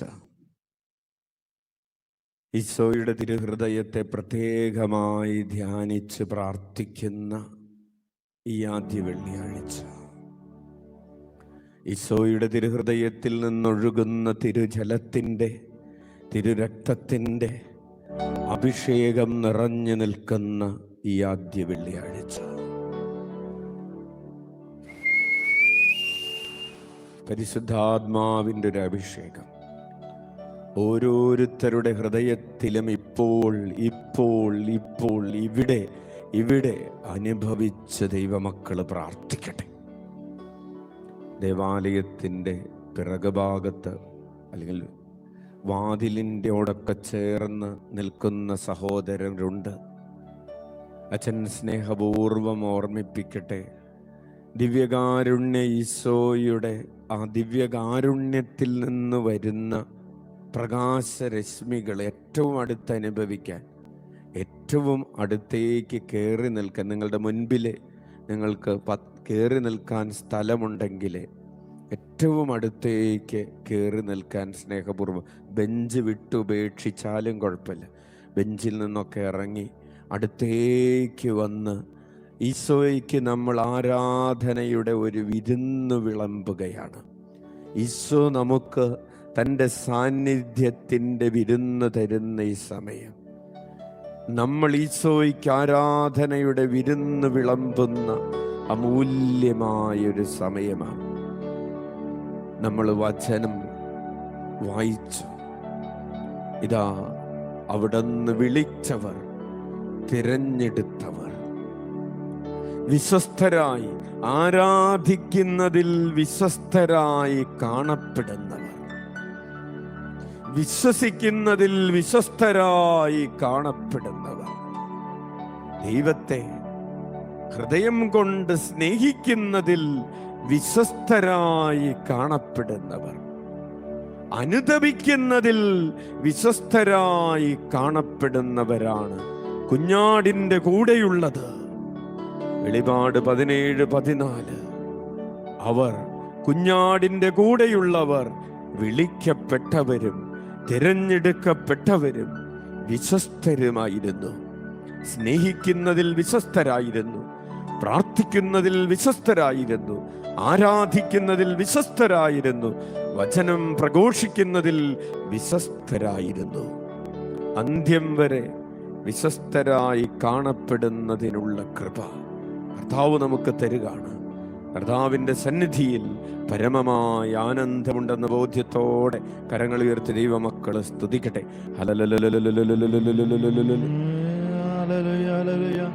ഇടത്തെ കരത്തിന് ടെന്നീസ് എൽബോയുടെ വേദനയുള്ള ഒരു മകന് കർത്താവ് ഇപ്പൊ സുഖപ്പെടുത്തിക്കൊണ്ടിരിക്കുന്നു. വിദേശത്ത് പോകാൻ വേണ്ടി പ്രാർത്ഥിച്ചുകൊണ്ടിരിക്കുന്ന 2 പേരുടെ വിസാ തടസ്സം കർത്താവ് ഇപ്പോൾ എടുത്തു മാറ്റുന്നു. ശക്തമായ ഗ്യാസ്ട്രിക് രോഗപീഠയിൽ നിന്ന് ഒരു സഹോദരിയെ കർത്താവ് ഇപ്പോൾ സുഖപ്പെടുത്തിയിരിക്കുന്നു. ഇടതേ കൈയുടെ കൈപ്പലക ഉയർത്താൻ പറ്റാത്ത വിധം നീര് വന്ന് വേദനിക്കുന്ന ഒരവസ്ഥയിൽ നിന്ന് കർത്താവ് സുഖപ്പെടുത്തിയിരിക്കുന്നു. യൂറിനറി ഇൻഫെക്ഷൻ ഉള്ള 4 പേരെ കർത്താവ് സുഖപ്പെടുത്തുന്നു. യൂറിനറി ബ്ലാഡർ ഓപ്പറേഷൻ വേണം, അത് പുറത്തേക്ക് ഇങ്ങനെ തള്ളി പോകുന്ന ഒരു യൂറിനറി ബ്ലാഡറിന് ഓപ്പറേഷൻ വേണമെന്ന് പറഞ്ഞിട്ടുള്ള ഒരു സഹോദരിയെ കർത്താവ് സുഖപ്പെടുത്തുന്നു. ജീവിത പങ്കാളിയോട് ക്ഷമിച്ച് പ്രാർത്ഥിക്കാൻ ഈശോ ആവശ്യപ്പെടുന്നു. കാൽപാദത്തിന്റെ ഉള്ളിൽ, കാലിന്റെ വെള്ള എന്ന് പറയുന്ന സ്ഥലത്ത് ഭയങ്കര കടിയും ചൊറിച്ചിലും ഒക്കെ ആയിട്ട് പ്രയാസം അനുഭവിക്കുന്ന 2 പേരെ കർത്താവ് സുഖപ്പെടുത്തുന്നു. വലതേ കാലിൽ കുഴിനഖത്തിന്റെ വേദന അനുഭവിക്കുന്ന ഒരു വ്യക്തിയെ കർത്താവ്, ഒരു മകനെ കർത്താവ് സുഖപ്പെടുത്തുന്നു. കാൽമുട്ടിനുള്ള അതിശക്തമായ വേദന 15ഓളം പേരുടെ വേദന കർത്താവ് സുഖപ്പെടുത്തിക്കൊണ്ടിരിക്കുന്നു. ചെവിയിലുള്ള അസ്വസ്ഥത, 2 ചെവിയിലും എന്തോ ഇങ്ങനെ ചൊറിയുന്നത് പോലെയുള്ള എപ്പോഴും എന്തെങ്കിലുമൊക്കെ ഇട്ട് തോണ്ടാൻ ഉള്ളൊരു പ്രവണതയും ചൊറിച്ചിൽ വിട്ടുമാറാത്ത ചെവിയിലുള്ള ചൊറിച്ചിൽ കർത്താവ് സുഖപ്പെടുത്തുന്നു. അതുപോലെ ഇപ്പോൾ ഓൺലൈനിൽ പ്രാർത്ഥനയിൽ കൂടിക്കൊണ്ടിരിക്കുന്ന ഒരു മകളുടെ ചെവിയുടെ അസ്വസ്ഥത കർത്താവ് സുഖപ്പെടുത്തുന്നു. സാക്ഷ്യം പറയാനായിട്ട് നേർന്ന് പ്രാർത്ഥിക്കാൻ കർത്താവ് പറയുന്നു. ഈശോയ്ക്ക് വേണ്ടി ജീവിക്കുമെന്ന് ഉടമ്പടി എടുത്ത് പ്രാർത്ഥിക്കുക. ജീവിത അവസാനം വരെ ഞാൻ ഈശോയോട് ചേർന്ന് എൻ്റെ എല്ലാ സാഹചര്യങ്ങളിലും ഞാൻ ഈശോയോട് ചേർന്ന് ജീവിക്കുമെന്ന് ഉടമ്പടി എടുത്ത് പ്രാർത്ഥിക്കുക.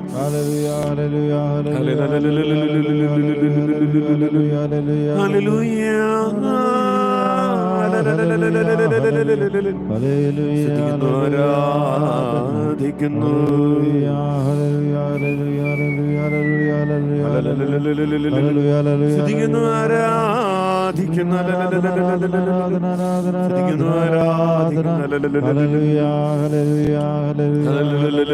പ്രയാസങ്ങള്, ബുദ്ധിമുട്ടുകൾ, ബന്ധനങ്ങളെ,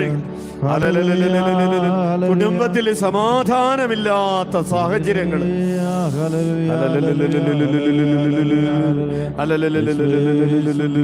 മദ്യാസക്തിയുള്ള ജീവിത പങ്കാളിക്ക് വേണ്ടി പ്രാർത്ഥിച്ചുകൊണ്ടിരിക്കുന്ന ഒരു സഹോദരിയുടെ പ്രാർത്ഥനയ്ക്ക് കർത്താവ് ഉത്തരം തരും. ഹല്ലേലൂയ. മയക്കുമരുന്നിന് മകൻ മയക്കുമരുന്ന് കഴിക്കുന്നുണ്ടോ എന്ന് സംശയത്തോടെ ആയിരിക്കുന്ന ഒരു കുടുംബത്തെ കർത്താവ് മകന്റെ ആ ദുശീലങ്ങളിൽ നിന്ന് വിടുതൽ നൽകി അനുഗ്രഹിക്കുന്നു.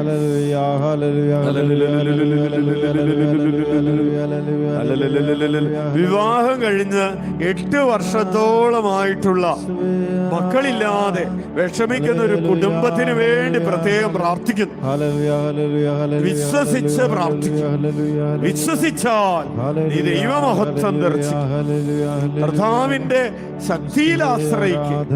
കരബലത്താലല്ല, സൈന്യബലത്താലല്ല, ട്രീറ്റ്മെന്റിനാലല്ല, കർത്താവിന്റെ ശക്തിയാൽ അത് സംഭവിക്കും.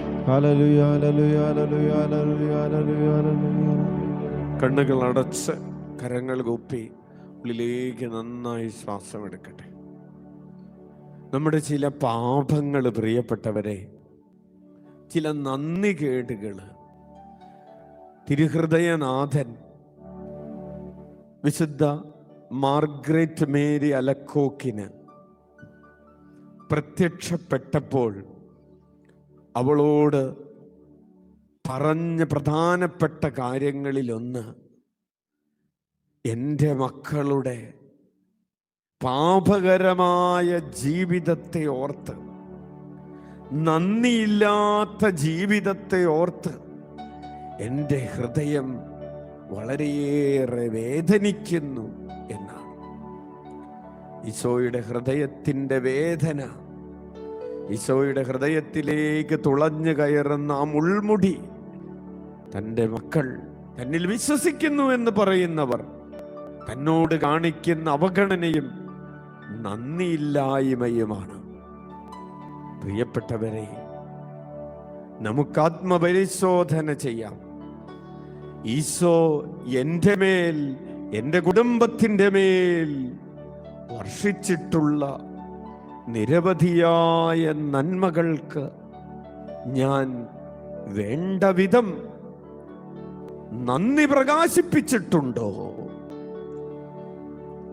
നന്ദിയുള്ളവനാണോ?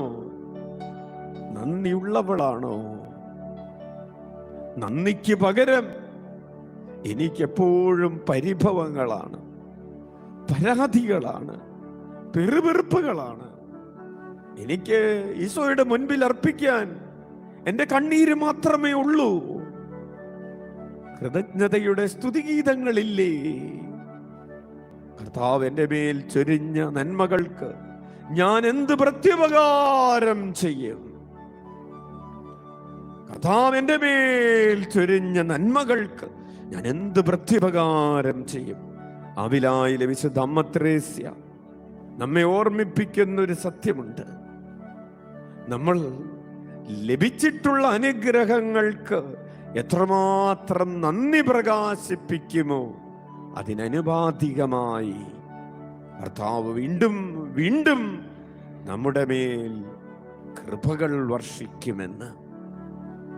കൂടുതൽ അനുഗ്രഹം കിട്ടാത്തതിൻ്റെ കാരണങ്ങളിലൊന്ന് നമ്മൾ ലഭിച്ച അനുഗ്രഹങ്ങളെ ഓർത്ത് ആത്മാർത്ഥമായി അത് എണ്ണി എണ്ണി നന്ദി പറയുന്നില്ല എന്നതാണ്.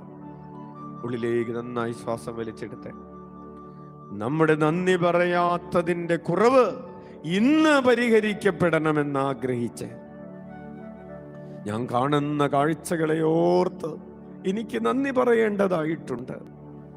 എനിക്ക് എൻ്റെ കണ്ണിന് കാഴ്ചയുണ്ട്, എൻ്റെ കാതിന് കേൾവിയുണ്ട്, എനിക്ക് സംസാരശേഷിയുണ്ട്, എൻ്റെ കരങ്ങൾക്ക് ബലമുണ്ട്, കാലുകൾക്ക് ശക്തിയുണ്ട്, എൻ്റെ മനസ്സിന് പ്രകാശമുണ്ട്, ആരോഗ്യമുണ്ട്, ശരീരത്തിന് ആരോഗ്യമുണ്ട്, മനസ്സിന് ആരോഗ്യമുണ്ട്, എനിക്കൊരു കുടുംബമുണ്ട്, ഭാര്യയുണ്ട്, മക്കളുണ്ട്, ഭർത്താവുണ്ട്, മാതാപിതാക്കളുണ്ട്, സഹോദരങ്ങളുണ്ട്, എനിക്ക് താമസിക്കാൻ ഒരിടമുണ്ട്, കഴിക്കാൻ ഭക്ഷണമുണ്ട്, കുടിക്കാൻ ജലമുണ്ട്, ശ്വസിക്കാൻ ശുദ്ധമായ വായുവുണ്ട്, പ്രാർത്ഥിക്കാൻ ഒരു ദേവാലയമുണ്ട്, വിളിച്ചപേക്ഷിക്കുമ്പോൾ തന്നെ എൻ്റെ മേൽ എനിക്ക് സന്നിഹിതനായിരിക്കുന്നൊരു ദൈവമുണ്ട്. ഉച്ചത്തിൽ വിളിക്കാം, ഈശോയേ, എനിക്ക് വേണ്ടി അധ്വാനിക്കുന്ന കർത്താവേ, എന്റെ നിലവിളി കേൾക്കുന്നവനേ, എന്റെ പ്രാർത്ഥനകൾക്ക് ഉത്തരം നൽകുന്നവനേ, എന്റെ ഇടയനായവനേ, എനിക്ക് കാവൽ നിൽക്കുന്നവനേ, എനിക്ക് വേണ്ടി യുദ്ധം ചെയ്യുന്നവനേ. കരങ്ങൾ ഉയർത്തി സ്തുതിക്കാം.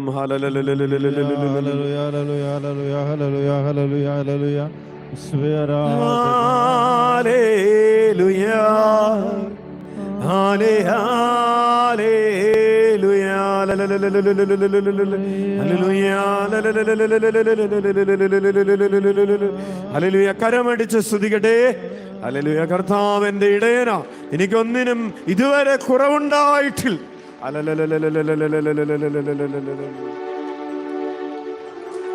കരമടിച്ച് സ്തുതിക്കട്ടെ.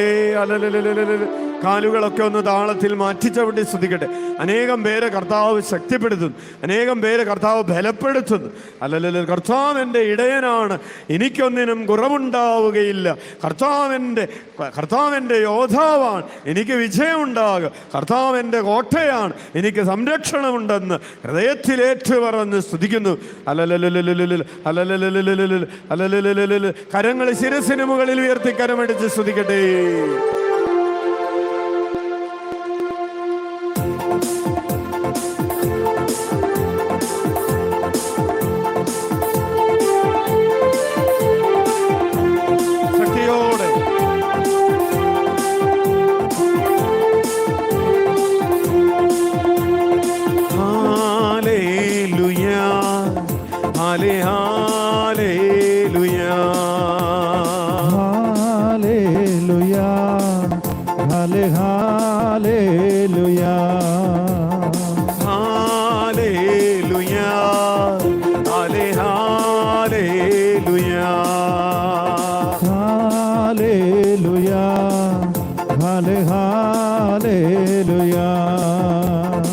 കർത്താവിൻ്റെ ഇടയനാണല്ലോ, കുറവില്ലല്ലോ എനിക്കതിനാൽ. കർത്താവിൻ്റെ ഇടയനാണല്ലോ, കുറവില്ലല്ലോ എനിക്കതിനാൽ.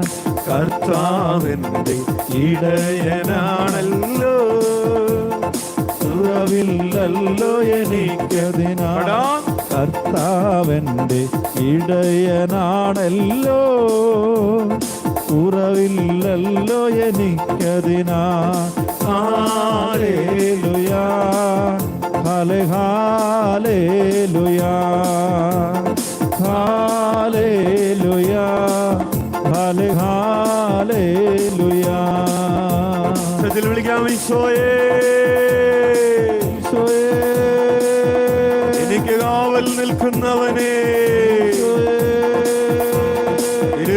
കോട്ട കെട്ടി സംരക്ഷിക്കുന്നവനെ, എനിക്ക് വേണ്ടി യുദ്ധം ചെയ്യുന്ന യോദ്ധാവേ, എന്നെ നല്ല വഴിക്ക് നടത്തുന്ന ഇടയനെ, എന്റെ ശത്രുക്കൾ കാണുക എനിക്ക് വിരുന്നൊരുക്കുന്നവനെ.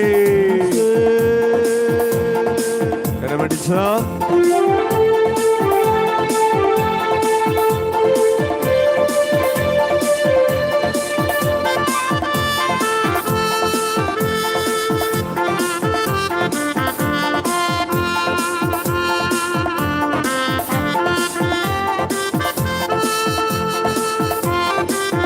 കാലുകൾ താളത്തിൽ മാറ്റി ചവിട്ടി ഇരുവശങ്ങളിലേയും കരമടിച്ച്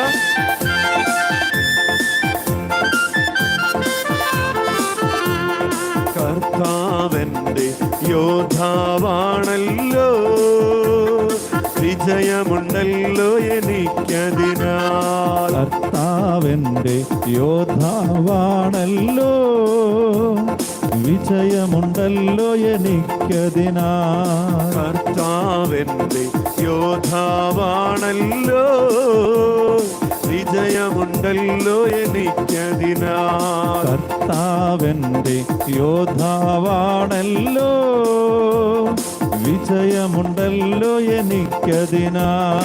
ഹല്ലേലൂയാ, ഹല്ലേലൂയാ. തുള്ളിച്ചാടി ഹല്ലേലൂയാ, ഹല്ലേലൂയാ, ഹല്ലേലൂയാ, ഹല്ലേലൂയാ, ഹല്ലേലൂയാ, ഹല്ലേലൂയാ.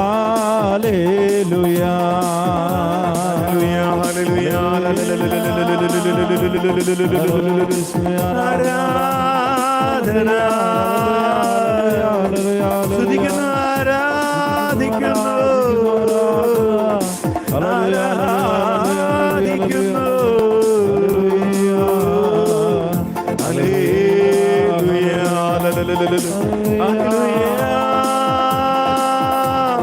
ഹല്ലേലൂയാ, ഹല്ലേലൂയാ. വിളിക്കുന്ന ഈശോയേ, ഈശോയേ, ഈശോയേ. പോരാ പോരാ, അഭിഷേകത്തോടെ വിളിക്കട്ടെ, മടി കൂടാതെ വിളിക്കട്ടെ, ലജ്ജ കൂടാതെ വിളിക്കട്ടെ. അധരം തുറന്ന് വിളിക്കുന്നു, ഹൃദയം തുറന്ന് വിളിക്കുന്നു. രോഗപീഠകൾ വിട്ടുപോകട്ടെ, പൈശാചിക പീഠകൾ വിട്ടുപോകട്ടെ, സമാധാനം നശിപ്പിക്കുന്ന ദുർഭൂതങ്ങളെ ബന്ധിക്കുന്നു.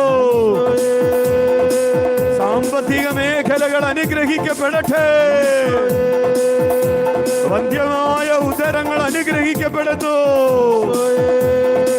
ഉദരത്തിലുള്ള കുഞ്ഞുങ്ങൾ സൗഖ്യം പ്രാപിക്കുന്നു, കൈക്കുഞ്ഞുങ്ങൾക്ക് വിടുതൽ ലഭിക്കുന്നു. വിദ്യാർത്ഥികളെ സമർപ്പിക്കുന്നു, യുവതിയുവാക്കളെ സമർപ്പിക്കുന്നു, ജോലി അന്വേഷിക്കുന്നവരെ സമർപ്പിക്കുന്നു, പുതിയ കോഴ്സുകൾക്ക് ജോയിൻ ചെയ്തിട്ടുള്ളവരെ സമർപ്പിക്കുന്നു, പരീക്ഷകൾ എഴുതുന്നവരെ സമർപ്പിക്കുന്നു, വിദേശ ഭാഷാ പഠനത്തിലായിരിക്കുന്നവരെ സമർപ്പിക്കുന്നു, വിദൂരങ്ങളിൽ വിദേശങ്ങളിലായിരിക്കുന്നവരെ സമർപ്പിക്കുന്നു, വിവാഹത്തിന് വേണ്ടി ഒരുങ്ങുന്നവരെ സമർപ്പിക്കുന്നു. കുടുംബത്തിൽ, കുടുംബജീവിതത്തിൽ ദുഃഖ ദുരിതങ്ങളിലൂടെ കടന്നു പോകുന്നവരെ സമർപ്പിക്കുന്നു. കരമടിച്ച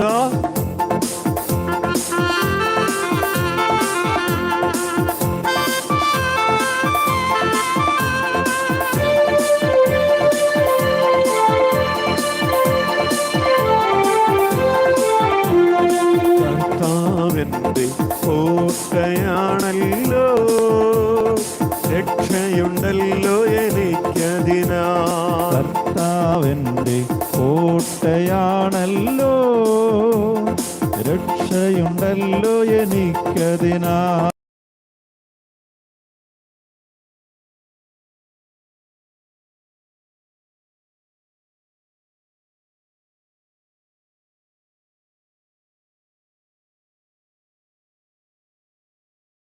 hallelujah hallelujah hallelujah hallelujah hallelujah hallelujah